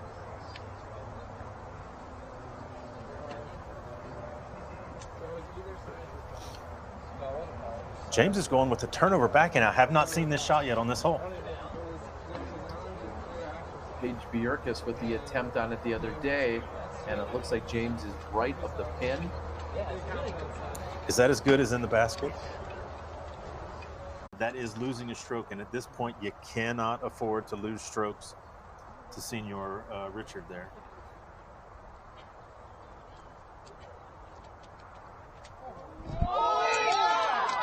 Oh, was that a bounce? It's an ace. Well, was it a bounce ace? That was size. So yeah, he was holding it upside down. That was a thumb or grip, but the arm slot was a peculiar shot. But hey, I don't care how it gets there. You can throw it with your foot if you want to put it in the basket.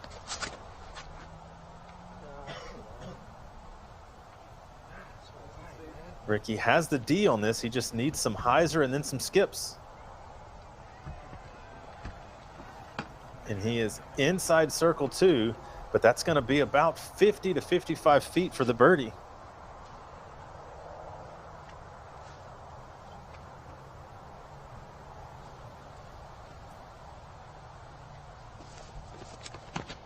Uh-oh.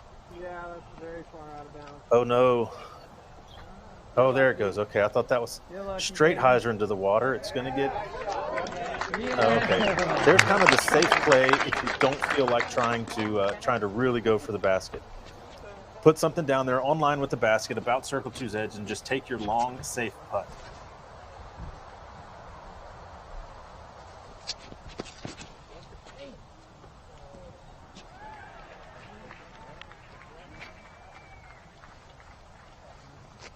Looked like Austin got over the top of that one off to the right.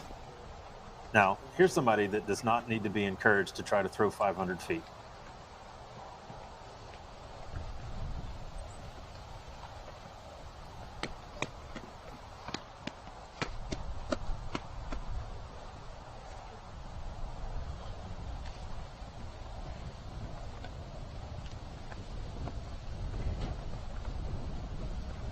So while we're waiting for Eagle to throw here, Paul has put one in from circle 2, so he was not in the bunker, but apparently pretty long. And he is at 19 under. Ricky probably going to stay at 21 under. Eagle with an opportunity to catch one. And it looked like he clipped that same tree that Paul did. Yes, and he is way out to the right, probably about 100 feet from the basket. So Ricky appears to be safe just for a second, unless he wants to go chuck one down. So let's take a word from our sponsor as we're heading down the fairway. Let Dynamic Discs help distinguish the winners at your next event. We've got many options, from a mini disc to a full-size disc, and we can do custom wrapped baskets from the micro recruit all the way up to a veteran. We can help design your trophies, and we have discounted prices on larger orders. Our designs feature sharp graphics and vibrant colors. We have what it takes to set your event's winners apart, from their bags to their backyards. Learn all the ways we can help at dynamicdiscs.com.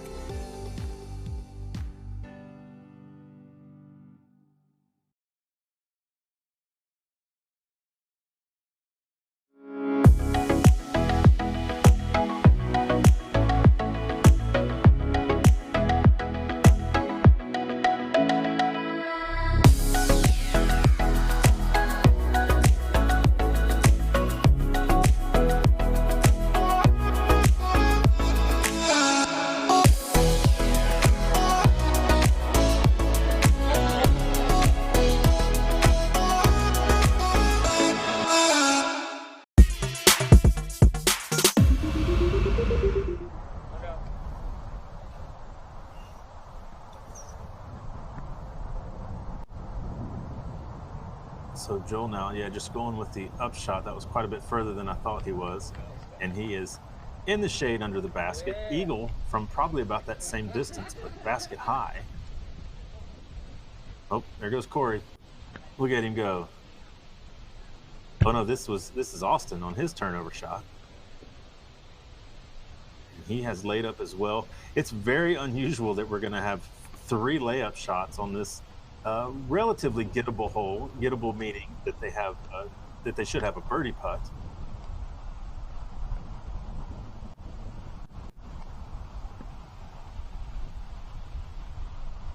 Is Eagle thinking about going for this? Oh, wow. Yes, he was. And an attempt by Eagle McMahon, almost cashing it in from way downtown. I love that. Hey, it's the last round. I've got to get some birdies. I'm going to try to throw it in from 95. Great run, Eagle. So here's Ricky. He appears to be outside circle 2. And there's Alyssa. Ricky has hit cage.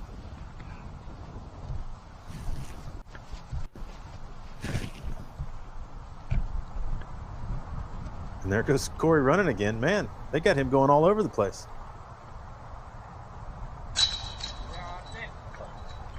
Austin in for his par 3.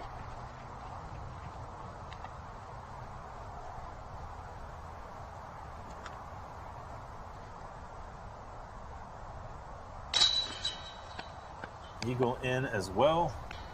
And you can see those little doink jobs that Joel and Ricky have to do.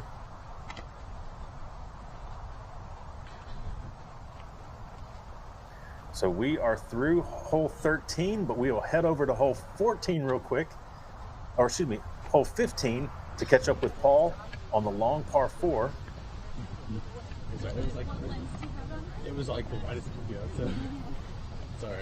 I was like, there's no way you could be here. No worries. Okay. And that angle that Paul is taking is pretty severe, that he is trying to chop off quite a bit.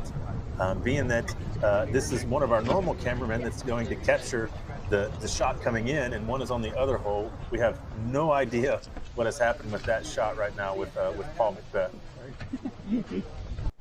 So I'm going to be paying attention to you, Disc. You should also, because that'll be the first place that you're able to figure out what went on with that shot.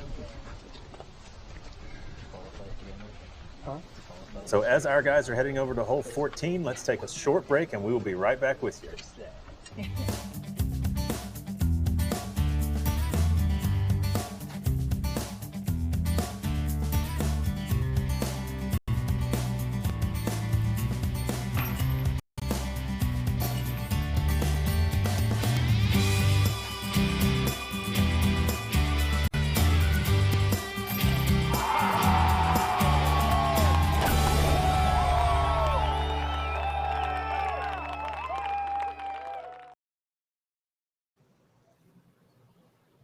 So hole 14, apparently you need to throw a thumber with a weird arm angle and bounce it 20 feet short of the basket, because that is the best shot of the day. Most of what these guys are going to do is a high forehand, try to stick the green, stick the top of the hill, or land out to the right and take your putt back. Just stay out of the bunker.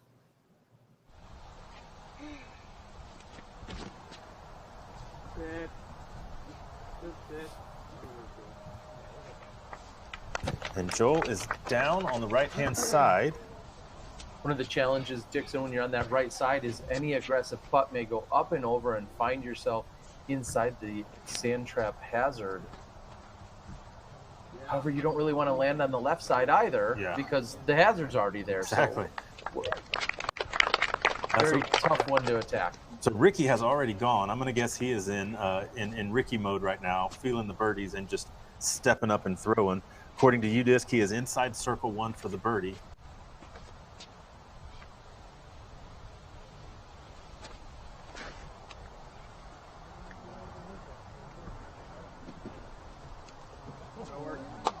Oh, I'm going to guess. I hear some claps, but based on where that landed, usually that filters to the bunker. We'll have to take a second and see if Eagle is there. So as they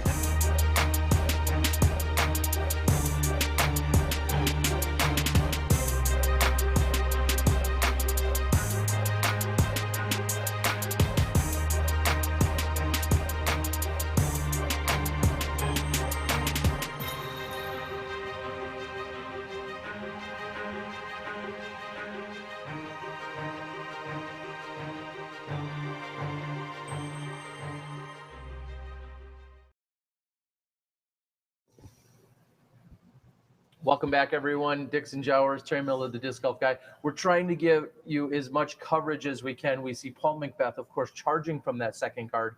In fact, Paul's wife, Hannah, from the other side of the country, she's on our chat board, taking it all in. She's sitting at the edge of her seat, following along. And right now, it looks like Ricky Wysocki may have things completely under control as he's just about to miss that putt.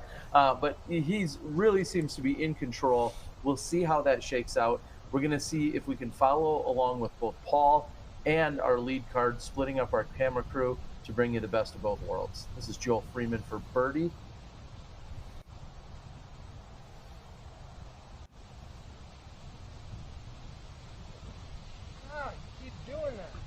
And Joel may have done exactly what I just said. He may find himself in the sand trap there after his aggressive putt doesn't draw any metal.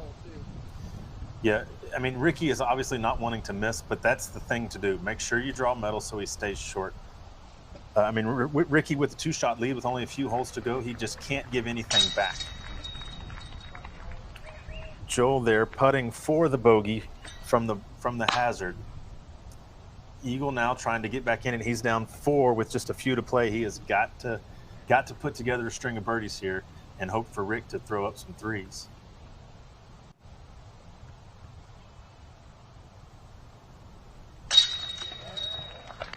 And Eagle is in for his birdie, and we see that Paul was definitely safe on his drive. He has thrown a forehand. He is inside circle 2 on the next hole. Might be inside circle 1 as Austin cleans up his birdie. So we'll have 2 birdies, a par and a bogey on hole 14 from our lead group, and we will catch up with them as they tee off on hole 15 in just a second.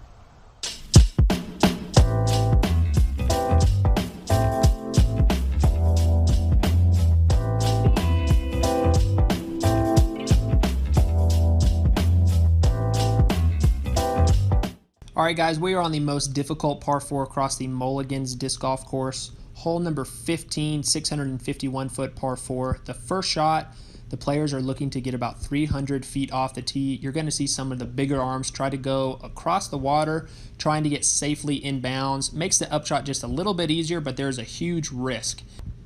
If the player lands in the water off of the tee box, they are going to have to go straight to the drop zone. If a player goes over the land and lands out of bounds over the fence, which is to the left side of the fairway, the player gets to play from where they last crossed inbounds. So that is a little bit of an advantage to go for this shot and try to end up long.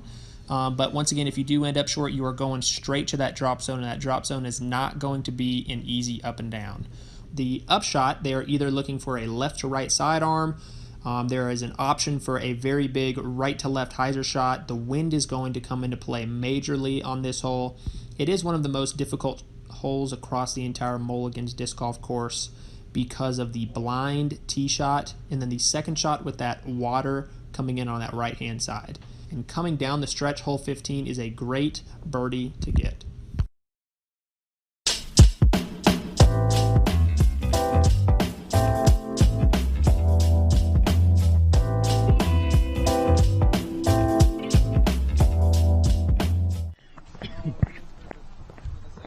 So here we see Paul lining up his shot for the birdie 3.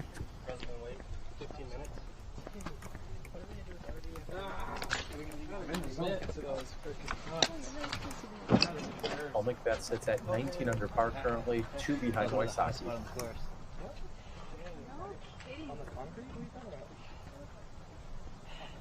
Yeah, for real.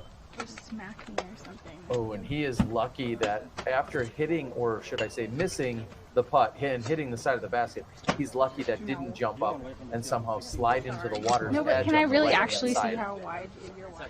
I mean, like, that was literally the widest. Unless they're doing something commercial. So McBeth is going to walk away with the par, and momentarily he's going to remain 2 strokes behind Ricky Wysocki. You were like here to me. He has just 3 holes to play. You're in the zone. Where's Ricky with 4? You look good in the pictures. It's good. It's branding for DGPT.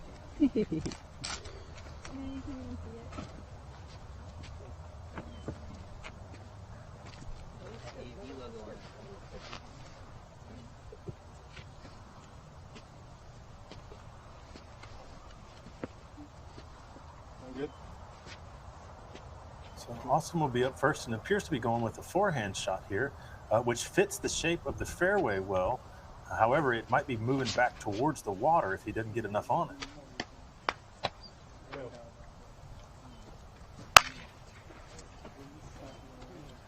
He gets the jump up and down. I didn't see, I believe that was red paddle from the spotter there.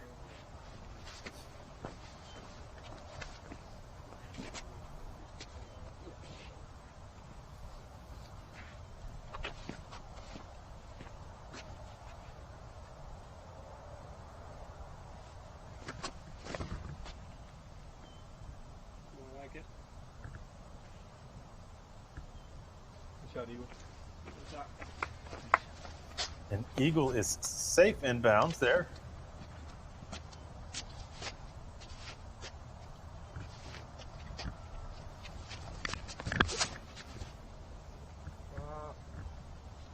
Ricky going with the big hyzer. And he is safe in as well in a great spot.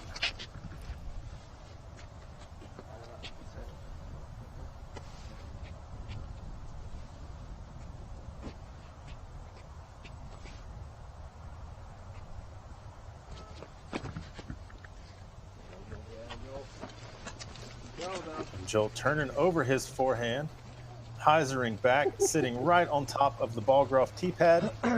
Great drives by all, and we will take a break as they head around the corner and we get ready for the home stretch.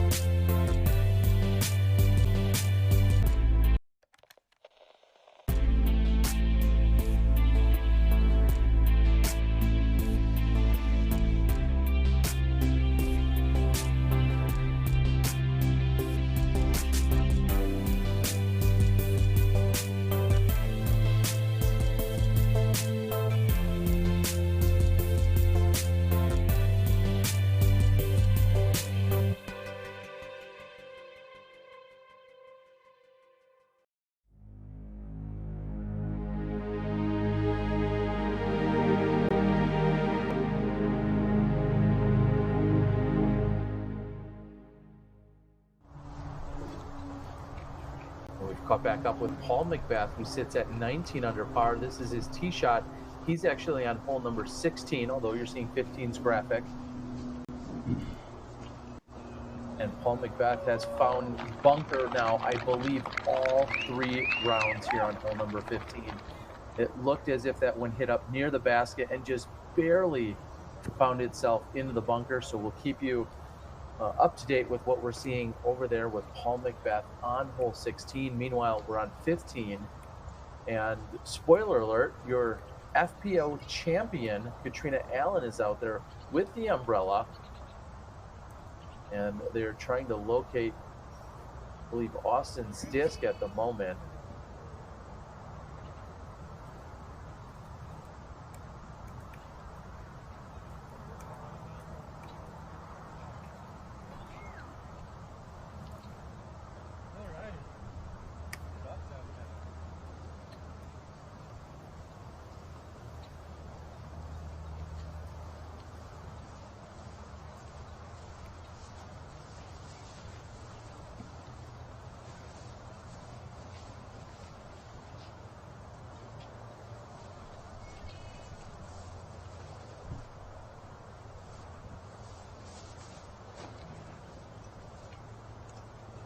Austin with the forehand. How far is it from that drop zone, Dixon? It's about a 380-foot shot or so. It's definitely something you got to put a move on, but it's not so far that they can't make it comfortably.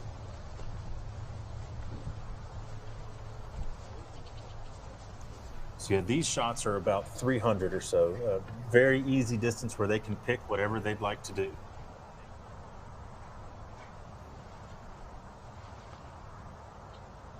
Women's side earlier today, we saw a birdie, a bogey, a double bogey, and a triple bogey. So quite the scoring spread that can take place.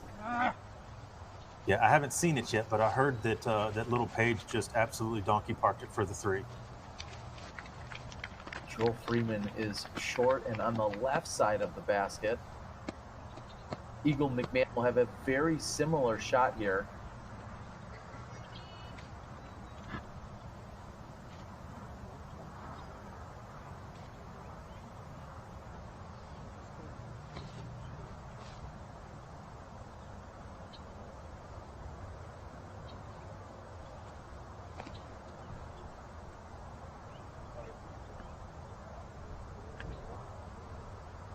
Oh, an eagle right under the basket. Oh, really gets the green paddle, although there was a moment of hesitation. Yes. That was moving towards the water. Besides the fact that I just don't like forehands, I don't like it for this because of that idea that it is moving towards the water if you want to be aggressive. Ricky playing the ground action. He gets a high skip instead of a flat one, and it puts him at about 20 to 25 out for his birdie 3.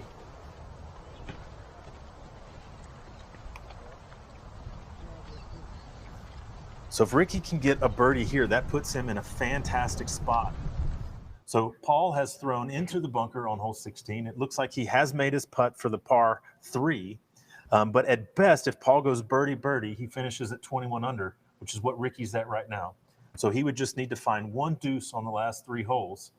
I think Ricky can, or actually the last 4 holes, and he's sitting at about 20 or 25 feet right now. So it is in Ricky's hands unless something crazy happens. Well, we have seen some crazy finishes here, of course. For sure. Thinking back to last year, interesting to say on the women's side, last year, Jessica Weese, Catrina Allen tied after the first round, tied after the second round, tied after the third round, had to go to a 3-hole playoff to finally decide it.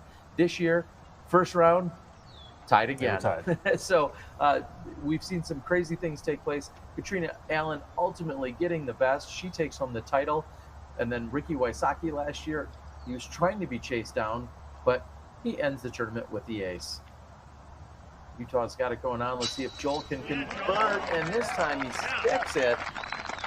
Great putt by Joel Freeman.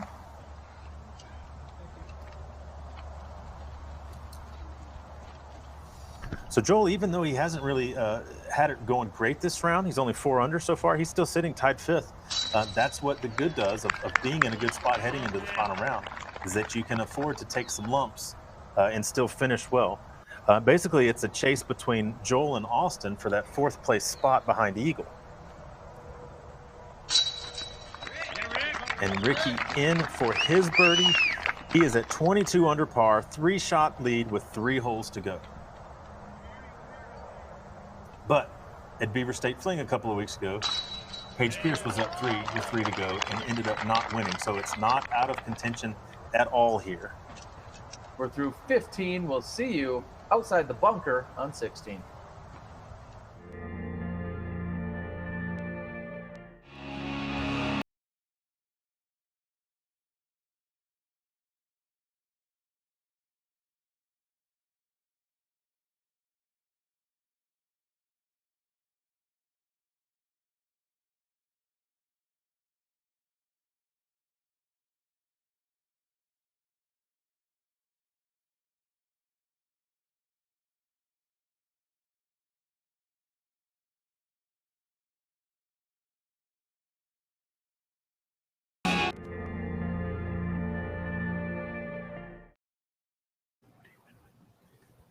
Hole 16 now. This is the hole where Paul just put it into the bunker. Basically, you make a choice on the tee box. Do I want to go for the birdie or do I want to be happy with the par? If you're going to go for the birdie, you need a very aggressive drive that's going to come in soft to this hill. Don't go over the hill. There's water. Don't go short of the basket. There's bunker. The last 2 days, Ricky has gone with the hyzer and actually went to speak to him after the round to say, hey, Rick, you've thrown a forehand like 100 feet right twice on this hole. Is that what you're trying to do? And he said, no, man, those are both shanks. I'm not that bad. But as it worked out yesterday, everybody had a bad time on this green, and Ricky just laid up and took his 3. So I think the way that he's been playing this hole, well, I don't know if he's probably not checking U-Disc. He might be able to see the scoring standard out on the card in front of him. He might know that he has a 3-shot lead. If I was him in this case, I would lay up short of the bunker and take my 3 on this hole and move out of town. The only way Ricky loses this tournament is if he starts throwing bogeys. And the only way to get a bogey on this hole is to put it in the bunker. So play for par. If Ricky pars out, he wins by 3. There's no need to get aggressive right now.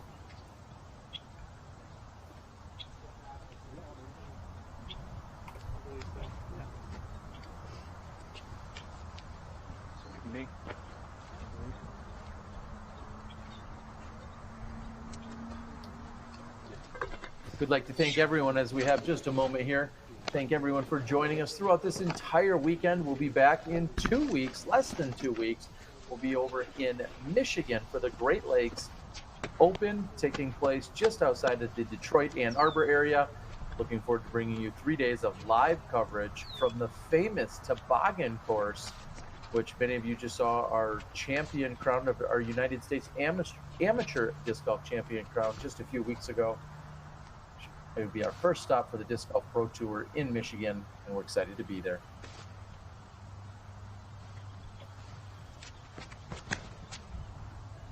So Eagle, on the other hand, does need some birdies. So he is going for it. And he's left of the pin. Now, in the last 2 days, Dixon, I've learned a thing or two from you. Yeah. Yeah, and one of those is, if you're going to miss anywhere here, that missing on the left side, or as the players are looking at the basket, that seems to be the smarter play, because if you're throwing a right-handed backhand shot to the pin, you might be able to get it to sit down and you're not hyzering directly at the sand traps. For sure. And hey, Ricky has thrown a much better drive. There you go. And lands short. He is just inside circle 2 with just a jump putt to lay up. So I think Ricky knows where he sits right now, hence the drive on this hole.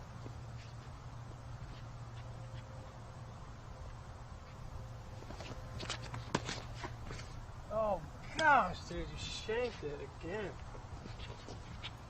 And Joel not pleased with his efforts, but he's actually going to find himself, looks like no more than 15 or 20 feet from where we just saw Eagle and McMahon land. Yeah, probably what's happening with those shots is they're trying to turn over something stable so that their mistake is that it's going to hyzer out left and not flip up and go into the water. Austin, fantastic shot there, up on top of the hill. He will be putting for 2. So we will take the walk to our player shots and catch up with you in just a moment.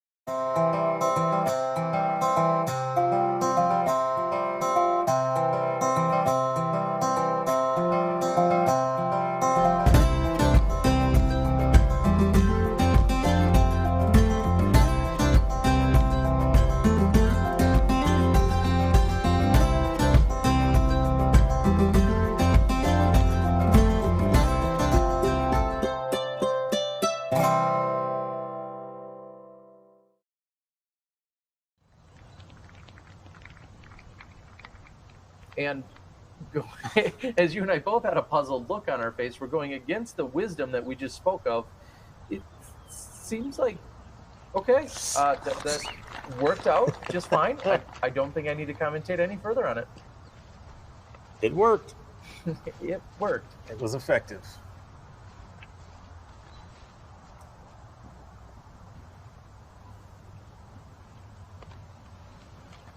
Oh. That would have been awful if the one that we had recommended is the one that rolled into the bunker. Yeah! Oh, okay. Well, game, set, match? Is that what you say there? I was thinking, why on earth is he even going for this? Oh, Rick. That a boy. Well, I call me a little bit premature here, but I think that's going to do it here at the Utah Open. We want you to stay tuned. There's still some great action to be played. There could be aces and all sorts of other things, but Ricky Wysocki with the huge putt here on hole number 16. Trying to put a little bit of pressure.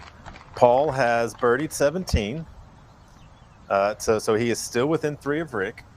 It's not, man, it's not all the way gone. Wow, very impressive. Just 2 to play. We'll see you on 17.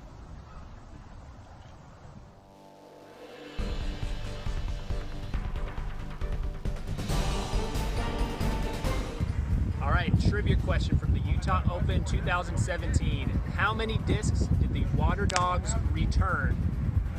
Good luck.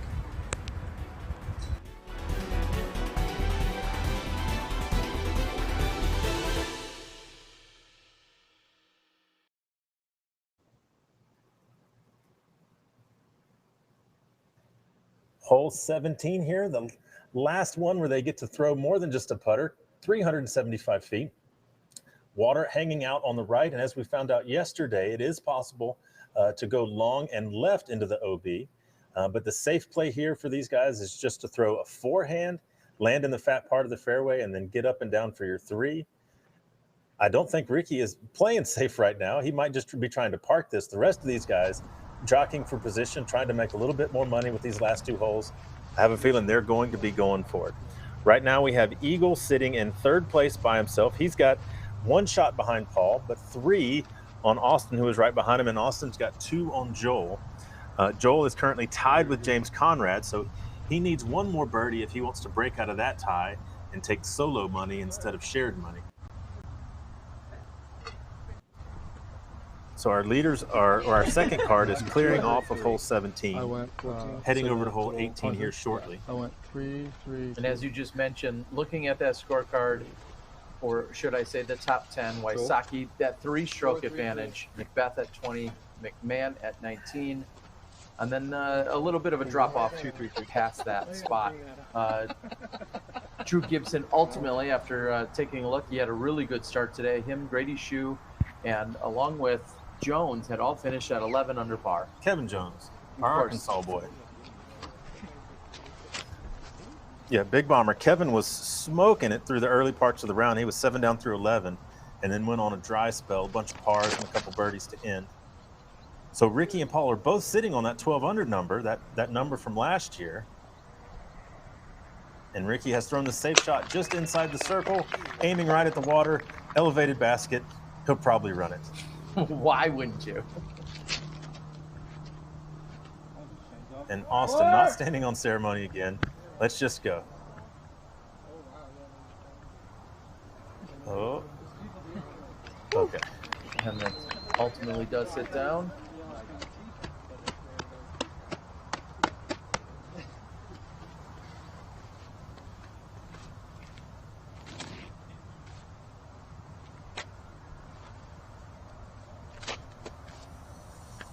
What's going through Eagle McMahon's head right now? Well, Eagle's kind of in a safe spot right here. If he messes up, he's not really going to lose 3rd. All he really can gain right now is 2nd place. So I have a feeling he's going to be aggressive on both of these holes and try to make it to where he doesn't have to do anything fantastic on the green. So there he is, 20 feet for his birdie there. And if Eagle is checking anything out, he sees that Paul just parred hole 18, which is actually kind of difficult to do.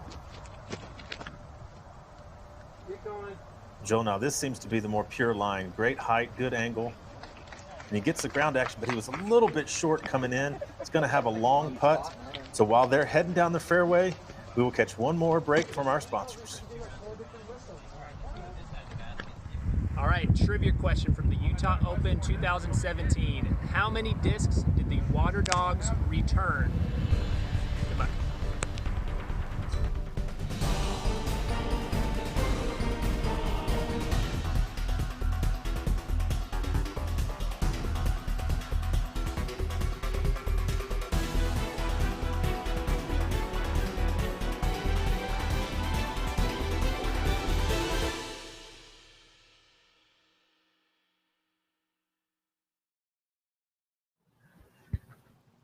Welcome back, everyone. We are here on hole number 17's green. Ricky Wysocki in the driver's seat. We all but have given it to him. So unless something crazy happens, it looks like he may be your repeat champion.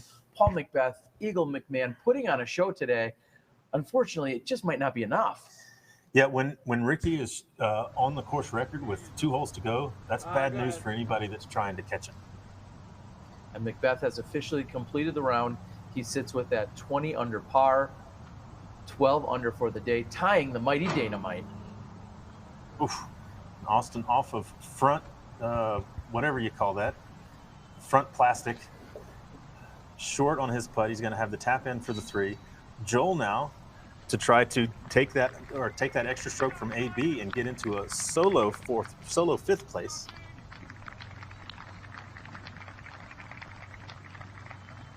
But Joel is looking right towards the green on 18, so he's going to back off for a second. So what's hanging out here for Joel, if he can get one more stroke, then the money that would be split between him and Anthony Varela, he will get the lion's share of it. If he can gain 2 strokes on Austin, he will jump into a tie for 4th place and get a little extra cash in his pocket.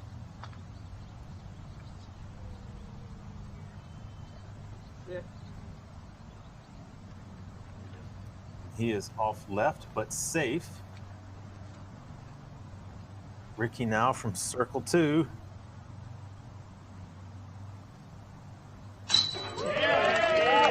And in your face, everybody else that tries to play golf as good as Rick. No big deal. Ricky Wysocki with the birdie on 17. As these guys are clearing out on 17, I'm going to step aside for a few moments. I'm actually going to make the short walk over to hole number 18. I'll be able to watch it from with my own 2 eyes instead of through a camera lens. Thank you guys for joining us. Dixon, you're going to carry the show.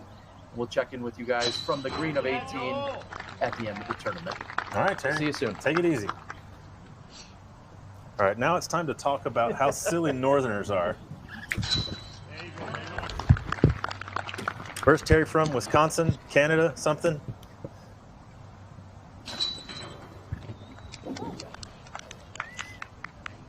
All right, so Austin is in for his par. Joel is in for his par. So let's...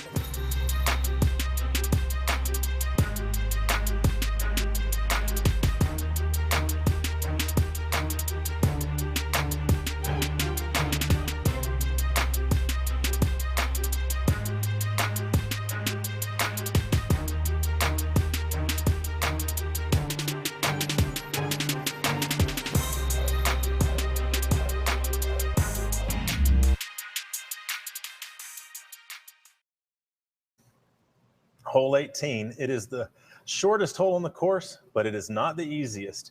You got to clear the water and find the small island green. Don't hit the rocks. Don't come in too hot. Don't hit the tree on the right. It's just right there in front of you, 200 feet. What do you want to do? There's a bunch of different ways to get there. Same Red Harp dunked it in the basket to walk off the tournament last year when he had a need, and it was just a gratuitous ace. Let's see if he can do it again. Nope, he's just going to have the gratuitous park job. So that'll close it out. Ricky putting from 8 feet. As long as he doesn't take a 12 on this hole, I think he's going to win.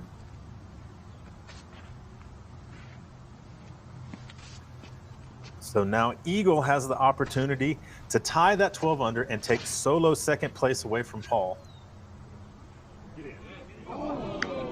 Oh, geez, or he could ace it. That was super close. That was super close. So Eagle will have a tiny little putt to take that. Austin now. Oh, and he has ripped this way out to the left. And it does not come back. He will head to the drop zone. If Joel can park it, he will jump up into a tie for 4th. Or if he can get the birdie, he'll jump up into a tie for 4th.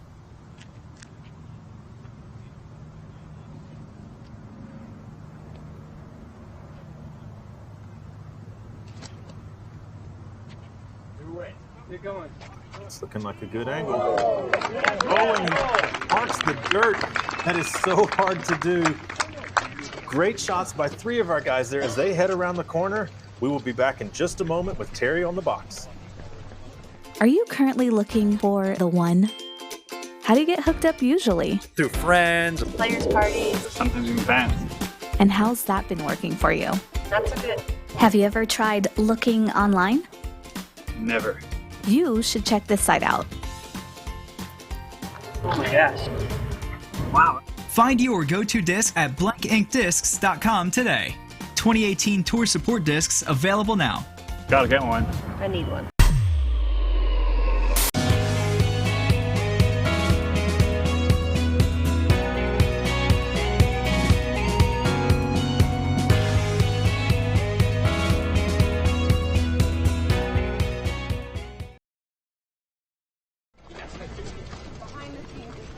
So as our lead card makes it around the pond, up the hill, past one of the tents, about to pass the Disc Golf Pro Tour ladies tent, here just shy of 18's green. We're going to have Austin step up to the drop zone. It's about a 60-foot putt, 50-foot putt, looking right at the water.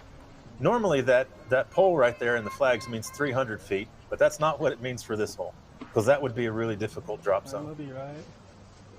Yeah. I've only heard of one person making this, and Austin looks like he was just laying up. He may have taken a look at the score and know that that birdie or that par would do him no good so long as he doesn't get a double bogey. So eagle now to take solo second away from Paul.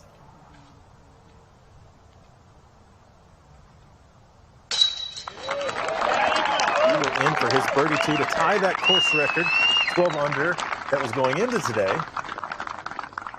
If that daggum guy in the red shorts wasn't here, it'd be all eagles. Where's Austin at? Austin. Oh, yeah. Get the heck. So Joel from on top here, that's the kind of putt you want to have to end your tournament. Go in, Austin in, and then...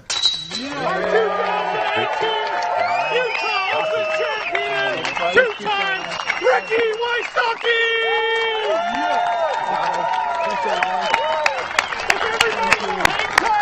They're going to calculate scorecards, and we're going to have awards in 5 minutes, okay? Yeah, thanks, buddy. Yeah. Good round, thanks, buddy. Rob. Thanks. Good round. Woo!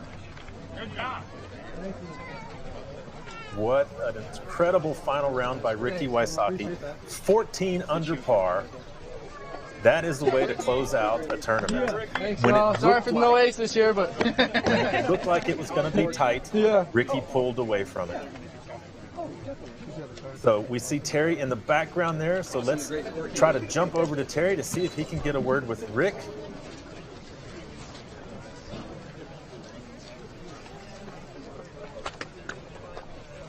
Okay, so Rick is wandering around. So let's take a look at Terry talking with Catrina after her win earlier today.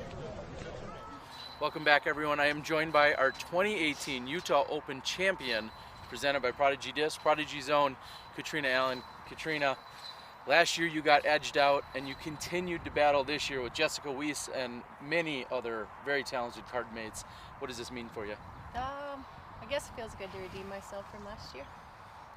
You were out there, and we were watching it stroke for stroke all weekend. The cards were the exact same, all four of you. How fierce was that competition for you? It was good, but I just told the girls coming up 17, it was really fun to play with the same girls on the same course all 3 rounds, because it was fun to watch everyone adjust as the weekend went on, and I think that's why we stayed so tight. Is, like I said, someone was, one will be right, they stabled up or whatever, and it was just a good weekend. We had a good group. So, It seems like you guys were having a lot of fun. Now, speaking of adjustments, Saturday had the most wind. Was that the most difficult for you out here, and how did you adjust to that? I thought today was windier. Okay. It was windy I for sit the by a guys computer all yesterday. day. Yeah, but it was definitely windier today. I thought for sure. All right. Yeah. What's next for you?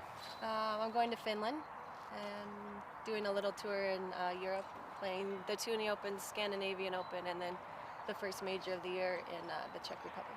Well, it's been great seeing you get your groove back, get back on pace, and do what we know that you're certainly capable of. Anything you want to share with everyone? No, just thanks to everyone who stayed with me through the lows and the highs, and I try to keep making you guys proud. All right, well, that's Catrina Allen. She battled hard all weekend long. No surprise, she comes out on top. Fierce competitor and a great weekend. Congratulations. Thank you. Nice job. Thank you. Good. Did you get all that? Does that work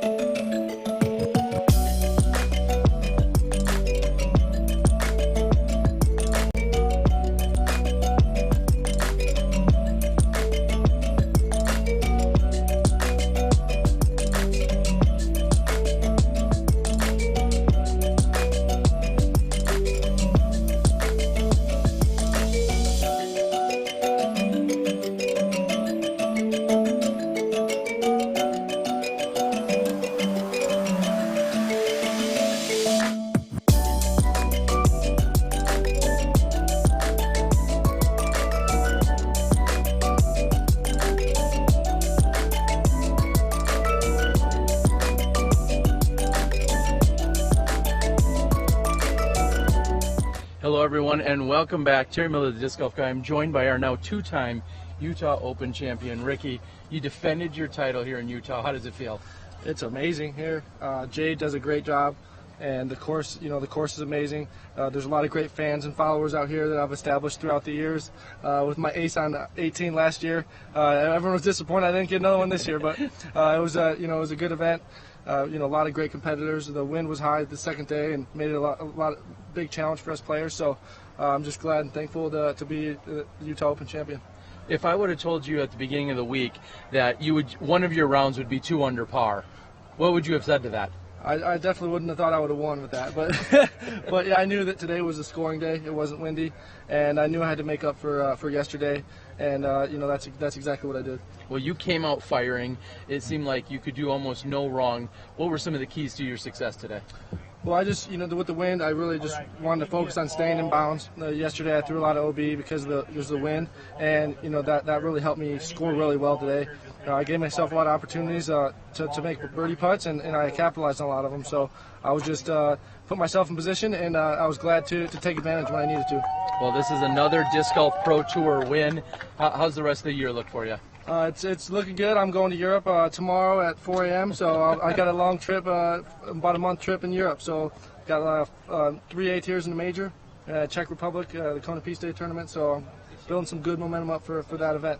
I know how you love momentum. That is your middle name, and you've built it here, and it's been so tremendous watching this weekend. Anything you'd like to say to all the family and friends, fans out there? Yeah, I just thank my great sponsor, Latitude 64, Hum Kombucha. They really support me on my tour this year, and I just want to thank Jade and the whole crew, the Utah Open crew. They got great things coming for the Utah Open in the years to come, so look forward to it.